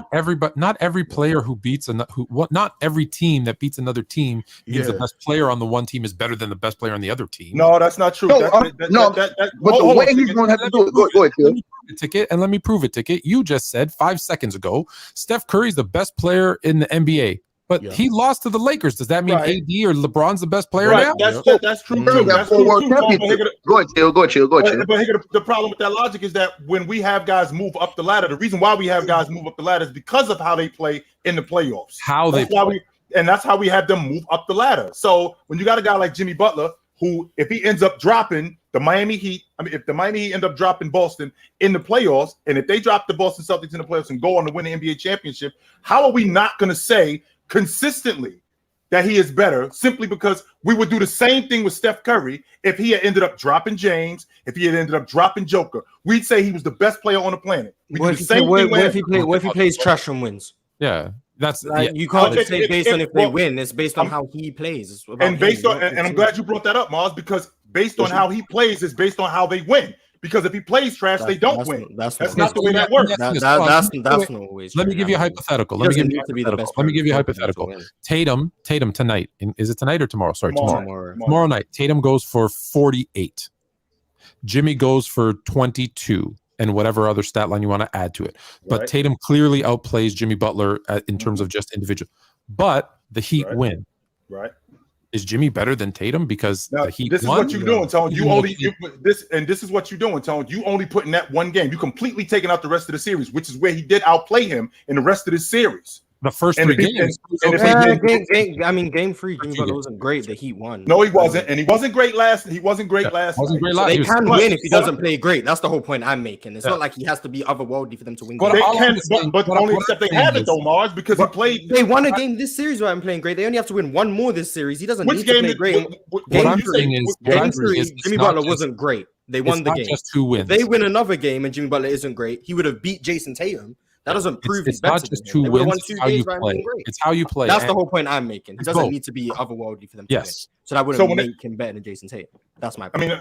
Didn't they shoot as a crew? I think they shot as a crew like 60% on the long ball, and Gabe Vincent was like 65%. That was the game. Gabe Vincent had like 30. Yeah, right. So as a crew, the entire game, that one game, they did that. Now, when you're talking about Jimmy Butler playing or Steph Curry playing bad for a series, the Golden State Warriors are not winning a series if he plays bad. He needs to be consistently great the entire series. That's the point that I'm making. So when you look at a guy like Jimmy Butler, who he didn't play great yesterday, and the Miami Heat shot the ball incredibly in Game 3, but for the majority of the series, he's been outplaying these guys. And if he were to play like what Tone said if he were to play the way he played tomorrow night, if he would have had that kind of game. Even though if Jason Tatum goes for 48, even though Jason Tatum were to go for 48 and they lose and Jimmy Butler, I would have to say that he outplayed him throughout the series as opposed to that one game. Right. So, but the point of this is it's not just who wins the series; it's how you play in that series. Correct.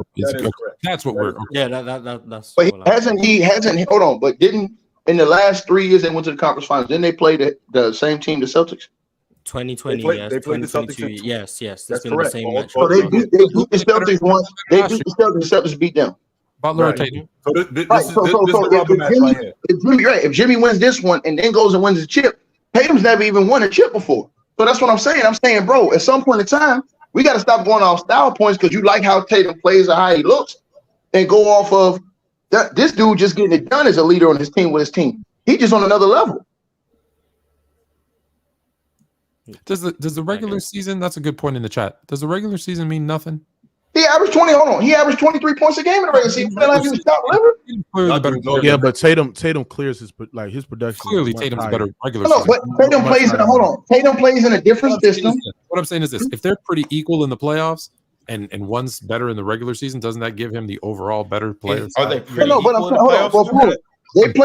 They playing different offenses. Jimmy's style of play is different.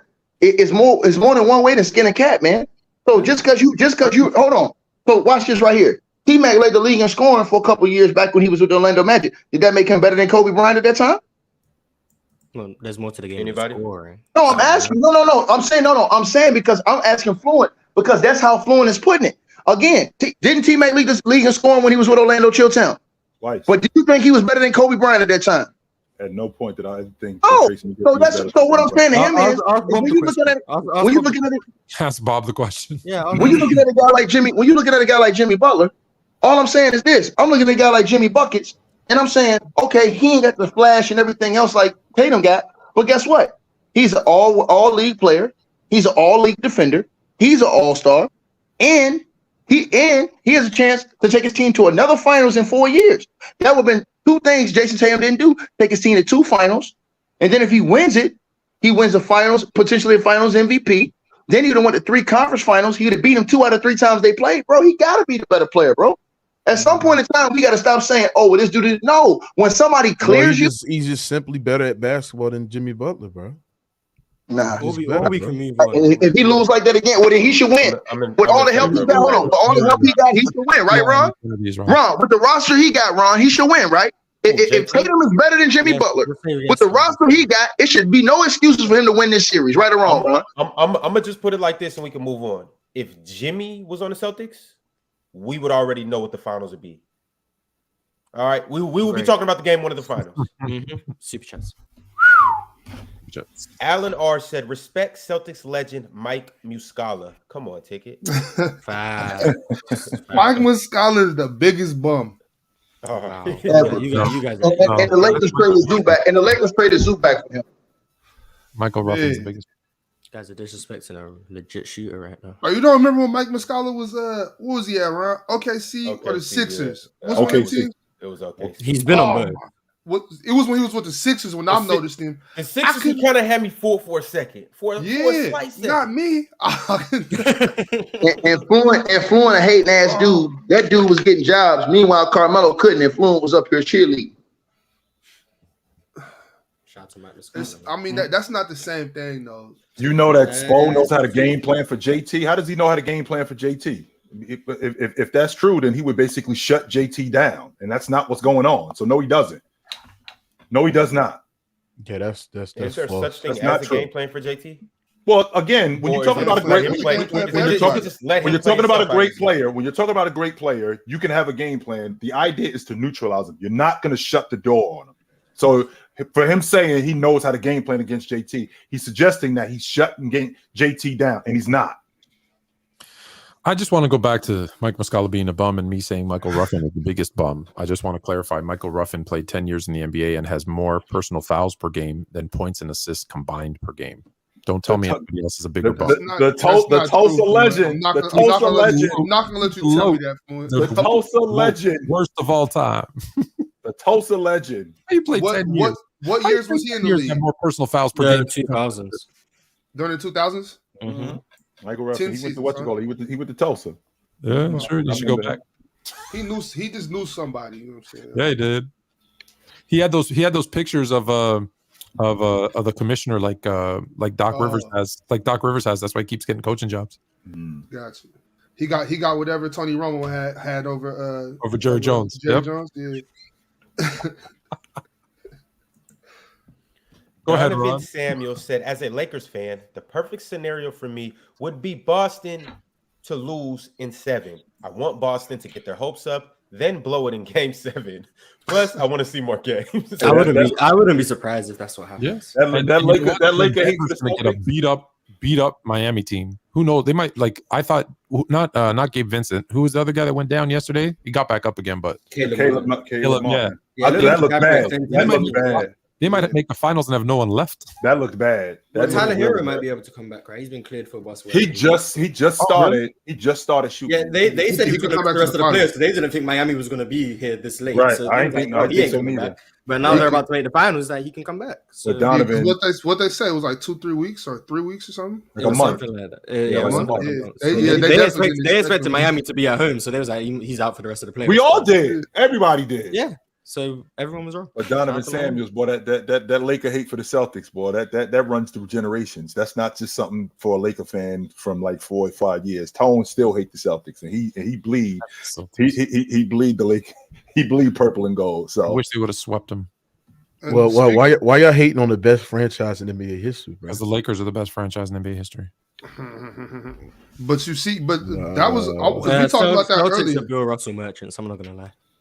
They got 17 rings, 11 because of one guy. If they didn't win 10 in the 60s, they'd have 7. They wouldn't even be in the conversation. Yeah, Bill Russell merchants, 100%. Yeah. So 60s don't count no more. Plus, I hate green. No, it counts. It's just we really shouldn't. No, since I've been alive, Boston have won once. Hey, Boone, if you hate green, you can always give me your money. Our money up here is colorful. You forgot. It's not green. Jaden Lies said, "If Troll City was a thing, Mars would be the mayor." I'd be the dictator. I'd be the dictator. Get right. Yes, dictator. he would. 100%. Dictator Mars. Yes, not mayor. We don't have democracy in Troll City. The dictator. Of we don't have democracy in Troll City. It's me. I rule everyone. And what would Low be?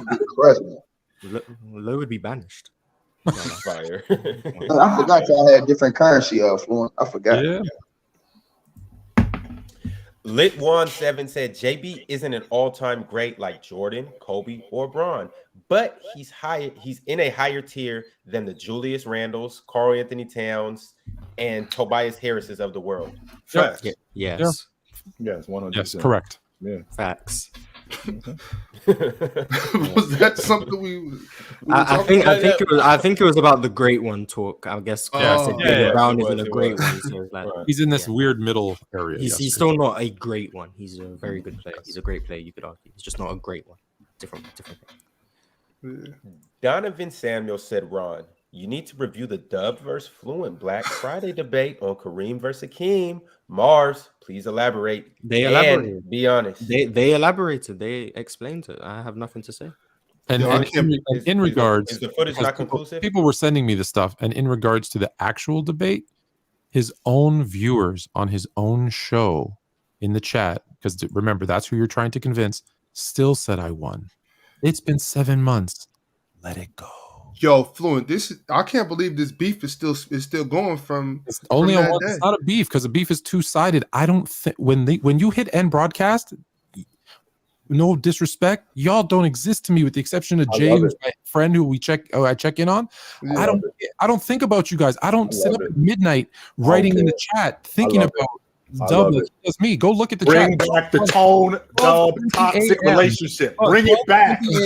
Bring it back. I'm here for it. Kids. I've kissed my kids goodnight. I kissed my wife goodnight. I'm sleeping in my beautiful king size bed. He's up texting about me in our group chat. Let it go, bro. This whole tone, and he obsessed, but he's obsessed, bro. I know. Let it go. This whole tone and Dub love affair. No, I told you that we ended that. Bring back the Dub. Bring back the Dub and tone toxic relationship.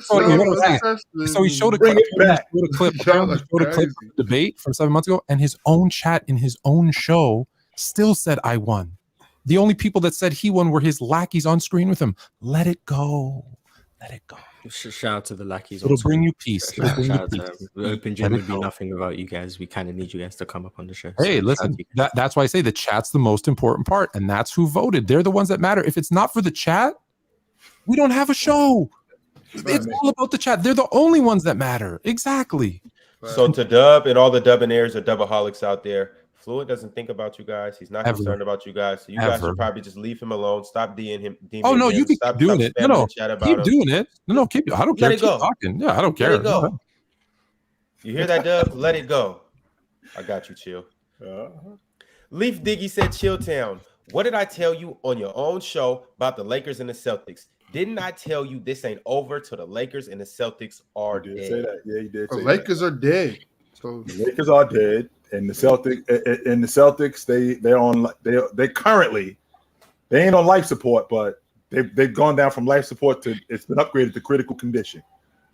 They're down 3-2. They've come back from that before in the last series. I've seen it happen. With 2 games on the home court, I've seen it happen. So it's been updated. It's been updated to serious condition, not critical. They was on life support. No, this is still critical. Hey, Mars, speaking of which, Cash Out Abu alluded to that. He said, let's remember Boston was down 3-2 last year against the Bucks and the A Game 7 and in a Game 7 at Miami. It's one game at a time mindset for Boston. We've seen them down in series before. We've seen them down in series before. You're making it bigger than it needs to be. Oh yes, they were down 3-0, but then it was 3-1. We've seen 3-1 comebacks before. Now it's 3-2. We saw them come back from 3-2 last series. If they can convince themselves that hey, it's just 3-2, no. We just need to win one game in Miami. That's it. That's what they focus on. There's a chance. Listen, I still have Heat in 6, but there's a chance Mars is right. There's a chance it's 7. Everyone's trying to make it big picture. No one's ever come back from 3-0, but they're not looking at it as we've made it to 3-2. Small chunks. They're looking at it as we're in a 3-2 series. We've been here before. We just have to win game 6 and then game 7. Anything's possible. That's how they're viewing it. They're not viewing it as we were down 3-0. They're not doing that. You remember how the pressure was on the Celtics we talked about in Game 4 and Game 5? All the pressure is on Miami on Saturday. They have to win that. They do not want to go to Game 7 in Boston. No, we spoke about that earlier. Yeah. Oh, okay. Pressure. Yeah. Harley Biscuit Jr. said, Fluent still cooking, I see. Dub Luent in my books. I'm going to be called appreciate you, Harley. Gym later, so I need to prepare for that. Oh, you got open gym today? Yep, after this. Open court right after this, 11:30. Yeah, definitely going to be called an L friend. If you need more Fluent, I can need more content. I can send you stuff from 10 years ago, since you guys don't have new to talk about. I was going to say, because unlike Fluent, black and white, when the end broadcast clicks on here, I'm still tapped into what's going on Players Choice. I'm here for that. So I'll be tapping in. No, I'll just say I don't think about you guys when I'm laying on my couch watching TV. You should. I feel you. When it's family time, it's family time. You should know what I'm saying. You should do your thing, Fluent. I'm not trying to say nothing. You got to disconnect. You got to disconnect. Yeah, I'm just saying. I'm watching. So. Yeah. King shout out. Great episode last night too, fellas. Meant to say that. Great episode. Yeah, what they talk about? What you mean what they talk about? He's checking if you actually watched. He's checking if you actually watched. Bob's always in the comments. I know Bob watches in the comments. So yeah, y'all can't. Hey, Ryan, y'all can't pull up one of these. Come on. Just making sure. King Shotta 442 said, "What are the panelists' top 3 favorite jersey designs of all time? And if the Heat loses, will Jimmy be killed more than KD, Bron, mainly because of all the trash talking he's been doing?" No, because he's not that caliber of player. Yeah, he's not held to the same standard. But he's not getting a walk neither, though. He's definitely not getting a walk. Yeah, because everyone who overreacted to him is now going to call him a fraud. Those people, but that's because you overreacted in the first place. Which I don't know why you did that, but whatever. And favorite jerseys, Vancouver had some nice jerseys. Memphis had some nice jerseys. San Antonio. Blue Minneapolis Lakers. It's not really a jersey design, but I liked when they did the nickname jerseys in the NBA. But that's that was dope. I like that. Dope. I wouldn't consider that a jersey design. The Bulls black pinstripes. I was about to say that, Fluent. That's honestly like it's a low hanging fruit because it's Jordan, it's Pippen, it's the '90s dynasty. But them jerseys was cold. Nice. They was fly. The Lakers black jerseys is cold. Oh yeah, I said the blue ones. The Kobe jerseys, the ones they was wearing in the bubble. I love them. Somebody said the purple Raptors. I love Kobe and all. The purple Raptors jerseys was cold. Really? The old school Raptors, the old school one with Vince. I love that. Do you know why they got rid of those? Why? Because it was an actually embroidered patch, and all the guys were complaining because when they would sweat, it would get heavy and hang on them, and it weighed them down. Like it was a really heavy patch. It was it might have looked good, but it was a terrible design for an. I mean, how much could that possibly weigh? They all complained about it. Alvin Williams, Vince Carter, Jerome Williams, Antonio Davis, every single one, Charles Oakley, they all complained about that jersey. Did y'all already bring up those Vancouver Grizzlies jerseys? What's that? I said Vancouver. Yeah. Okay, yeah, I like those. The ones with the Aboriginal trrim around them. Those ones you're talking about? They have also dug them Utah Jazz jerseys. The purple Utah Jazz. Quick question: Where does Mr. Gary find all these weird ass players from? Did he find? They can play. Where do you be finding these guys? They have one of the most extensive scouting teams, I think, of any NBA team, and they scour the world. They go everywhere. They check when you guys aren't checking, when they aren't checking, I don't know, whatever school, they're there checking those guys out. They do their homework 100%. And more than that, go check out the 905. They do a phenomenal job of training and development. Thank you. I don't know why I couldn't think of that. And development of those guys. If you think all the guys that went through there, Van Vliet, Siakam, OG, all of those guys went through their development program. It's amazing. And that's why I said earlier, the disconnect is once they make it to the league. I told you guys, remember I told you guys at the beginning of the year, watch out for Koloko. He's going to surprise you guys, that center that they drafted. If it wasn't for Nick Nurse making him go G League, NBA, G League, NBA, you see how many blocks he was putting up? He was starting to really develop and get good, but his mental went off because he kept flip-flopping him and changing up his minutes. And he was a starter, then he was benched, then he was sent down. But his play stayed consistent. So they do a really good job of development. Yeah, they do. And Ticket, they also unlike other organizations, they take calls. So, like, I'm sure y'all heard the story with Drake calling up somebody down in Miami Heat going, yo, I know somebody that's here that you need to take a look at. They do the same thing up in Toronto with Ujiri. He takes phone calls. Yo, I got this kid. He plays out here in New Mexico State. His name is Pascal Siakam. You might want to come take a look at him. He comes take a look at him. Damn, they're going to starting small forward for the next 10 years. Yo, I got this point guard. He plays at Wichita State. Nobody ain't really paying attention to him. That might be my backup point guard for the next 5-10 years. His name is Van Fleet. So he does his homework with these guys. People might forget or not know, but like if you find there's tape on this, they have it because they were doing like a behind the scenes thing. That year that Giannis was drafted, he was trying so hard. Oh, he was moving up hard to get him because he knew it. Move up in the draft to pick him because they had gone out and they watched him play in Greece and they watched him play everywhere. Like they do their homework. They do their homework. I've been said that about Giannis. I was watching in 2016. I was watching the Knicks, and then I was watching Giannis, and I'm thinking to myself, if you on the Knicks, somebody need to be fired because you see him and you go, yo, how come he don't play for us? Who the hell is not doing their homework around here? Because why isn't he on our team? Somebody clearly not doing. What the hell did y'all find him at? Somebody not doing. All I gotta say about the Knicks is they're the only team in the NBA that would have traded and did trade for Andrea Bargnani. That's how bad the Knicks are. All right, moving along. I am Steven Allen said, chill. I didn't like the fact that you ain't pull up to Lowe's Twitch when he challenged you about Stockton. Let me ask you a question. How many times do Lowe and I go back and forth about John Stockton? What else do you want me to do, my man? How much more fight do you want to see? Me and him get up here and we do this all the time. Well, I didn't appreciate that you didn't get in the ocean and fight with him. Well, I didn't appreciate that you get in the middle of the street and fight with him. Well, you didn't fight with him on the bus. Damn, my man, how much you want me to fight with him? Give me a break already. People brutal. They want to see fighting. Damn. How much more do you want me to fight with him?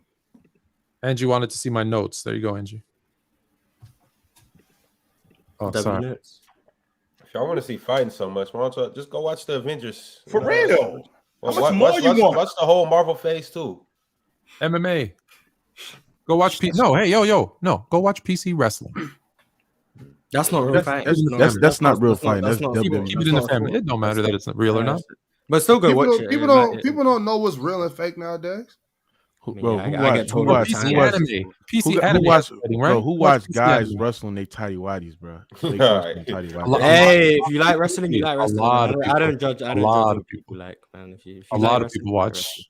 Super chat from Strange Cool Guy. He said, Chilltown, who do you believe is the better player, Kyrie or Gilbert Arenas? Also, shout out to Mars. Can't wait to see yours and Dream's top 10 greatest player ever list. I think Kyrie Irving is the better scorer. I think he's the better ball handler. I do think that he's the better player than Gilbert Arenas. Yeah.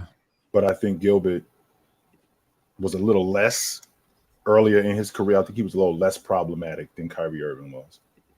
And he was more durable too. Early, before he started taking guns. Problematic. Yeah. I don't know. He became that later on. Forcing himself to get drafted in the second round so that he could change his contract. I mean, I don't know. I mean, watching rap. That's crazy. T Wolf 2486 said, I see Ticket still got his training day persona going. I don't know what that means. I don't think it's a persona. I think it's who he is. Oh, baby, this is real life, baby. The one thing I'll say about Ticket, I don't think he's putting on a show, bro. I think that Ticket is who he is. If any of y'all dudes think this is Ticket in real life, this ain't Ticket on TV. No, this ain't just Ticket. I feel like me and Ticket go out for dinner. He'd be yelling at the waiter. What do you mean, I said medium rare on that steak, motherfucker. Ticket is not. Ticket was definitely cussing out the waiter. Tin Man said, Chilltown, aka the Black Bruce Banner. Which is interesting because the Incredible Hulk is my favorite superhero. Never mind. What's your problem with Incredible Hulk, Mars? I would say he's the best. Do they have a thing? No, he said favorite. Do they have a thing like what your favorite superhero says about you? You know, they always have those things like what your favorite animal says about you. Yeah, that's probably something. I got to look that up. I could do some research for you. You know, I like psychology. Mm-hmm. Angie Carr said, actually, Bron got 17 to Kobe's 14 buzzer beaters. Was that about who would you rather take the game? Would you rather have taken that shot? W black accent. Hold on, what? But do that as a percentage Actually, of games played. I bet you Kobe's more. The comment, no layers. Yeah, I see. Daniel Day said Jimmy has a worse team than all the other superstars. That's why we don't criticize him heavily. He overachieves, so we respect that. No, that logic doesn't work. No, Tone. No, it's not a good point. And the reason why that's not a good point because he is playing with an all-star. He is playing with an all-league defender. That's going on right now. It's not like he's playing with a bunch of bums. Yeah, he does have a bunch of undrafted players, but he does have an elite player in Bam Adebayo. He does have that. Who is an all-star? Who is an all-league defender? If Steph and KD lost in the playoffs together versus Jimmy and a bunch of undrafted players and Bam lost in the playoffs, who are you criticizing more? You're going to criticize Steph and Clay more. However, so that's either point. But undrafted doesn't mean weak though. Undrafted no, it doesn't. Bum, but so again, it's a level. He got some hitters over there with him. But because you're undrafted, the expectation level is lower versus if it's a bunch of first round picks or first overall picks, the expectation is higher.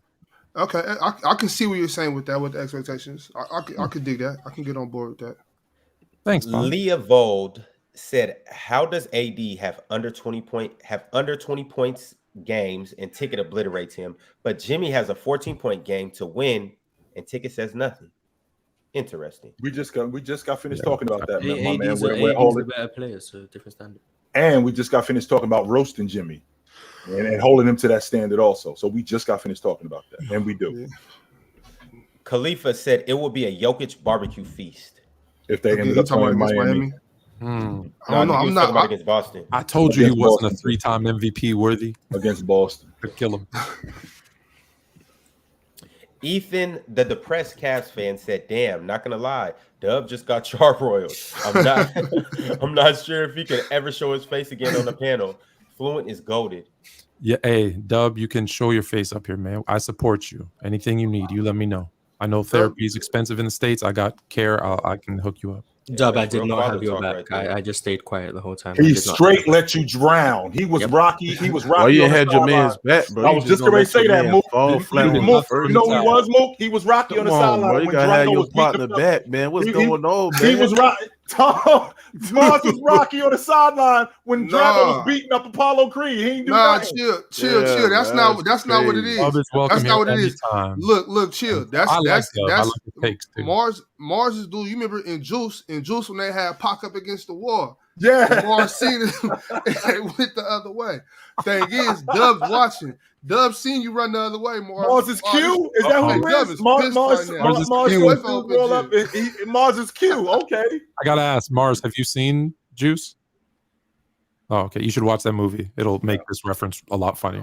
Shit. You know what's funny though is right now I just imagine Dub doing that Pac scene against the Lockers. He said, "I am crazy." Yeah, Mars ain't gonna what else? help his partner like that. That's an L partner, bro. Oh yeah, I've said I'm a L friend, L person. L friend. I don't expect nothing from me besides some stats and talking about basketball. Mars, are you a scumbag? Yes. Can we keep it all the way on, Mars?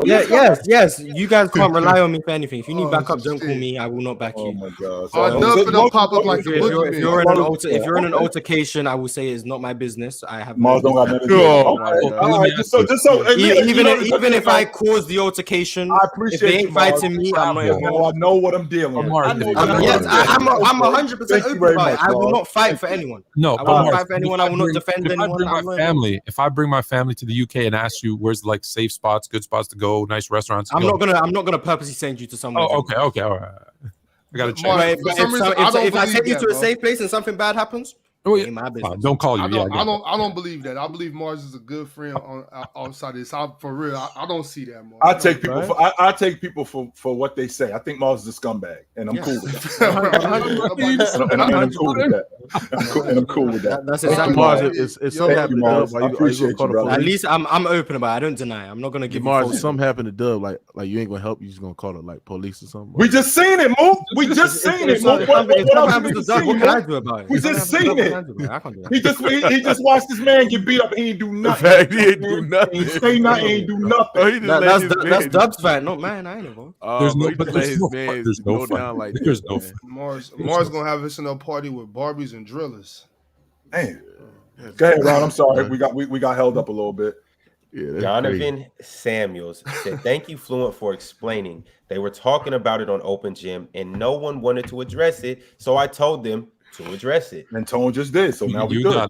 I don't think about it, but if asked the question, I will address. Absolutely. Absolutely, 100%. Saucy Go Beats said, "2K viewers and 300 likes is wild." Y'all wow for that. You know, you get kicked out of the club if you don't pay the cover. 18. You don't even get in the club. And 600 likes is wild too. I don't understand how if it's 1,800 people in here, I don't see how we don't have. Is there a way? We gotta find out. Is there a way that people can't, like, your screen is black until you hit like, and then they can see? Hit the like button. It ain't that difficult, yo. Just hit the like button. Bing. You obviously like it because you here. That's W software though. Somebody needs to get that. I'm gonna create it if it doesn't exist. Sure.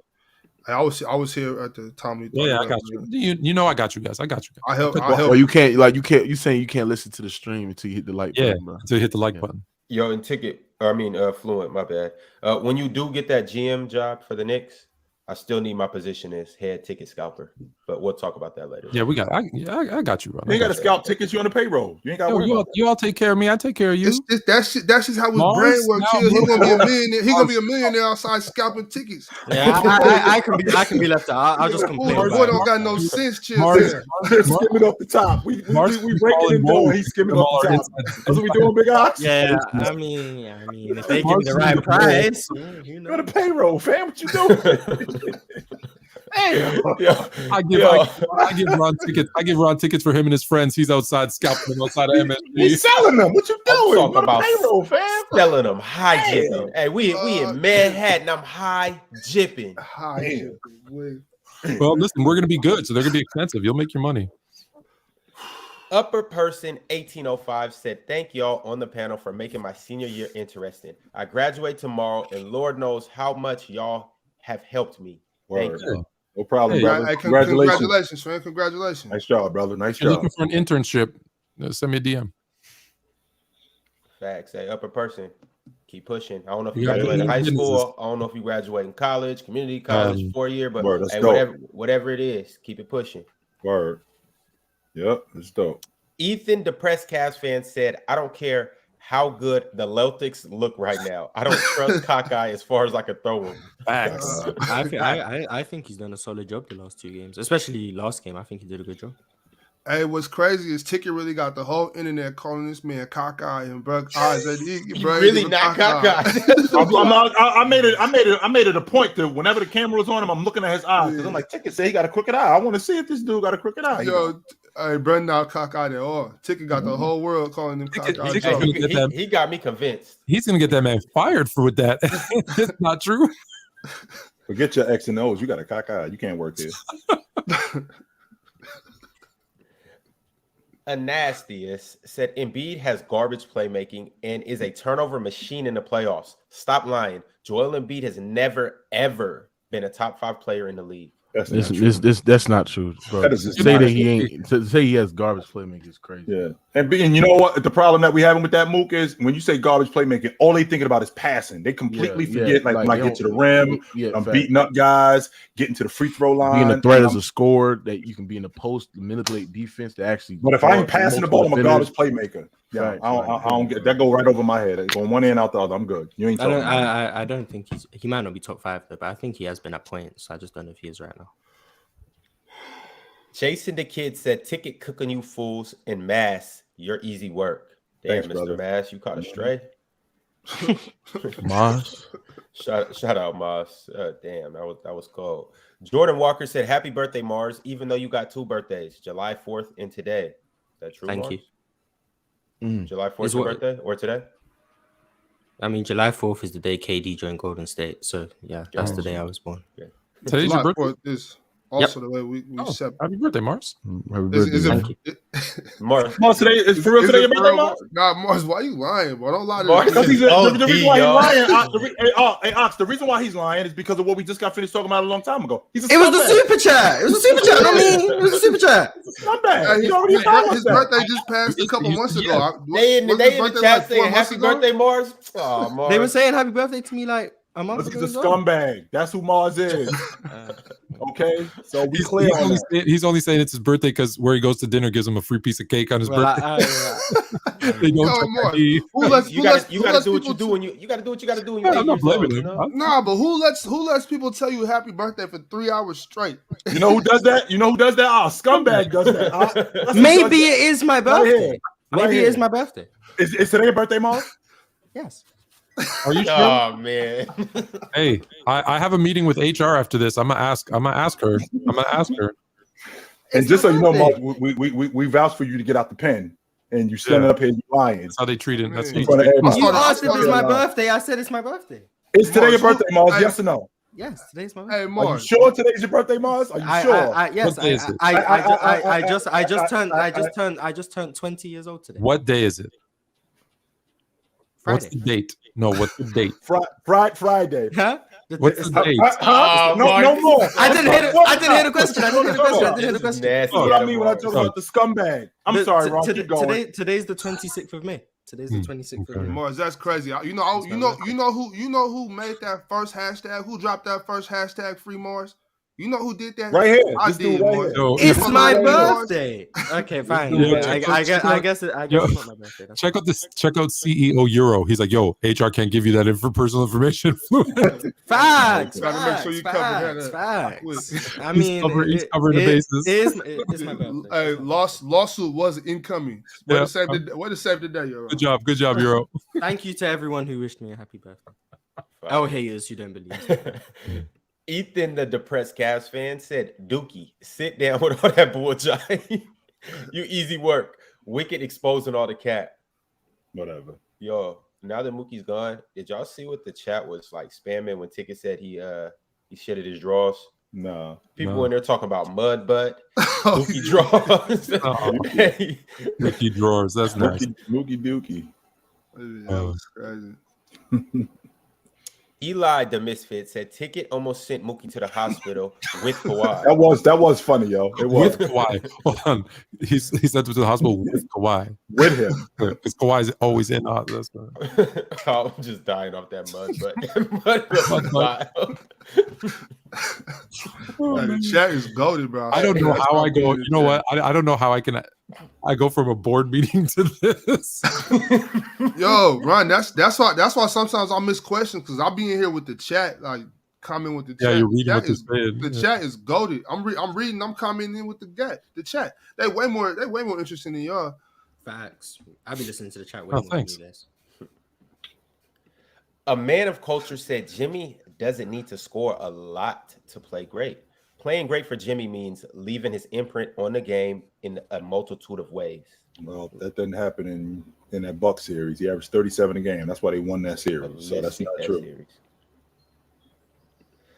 Let's Debate Basketball said, are y'all going to have a mock draft show? We was talking about it. Well, no, not a mock. We was talking about a live draft show. show. We were talking about a live draft show. I apologize. So we can we can do a mock draft before though. Everybody who knows about the prospects and obviously knows the order of the draft, we can put something together. I don't see why we couldn't do that. I gotta do some homework.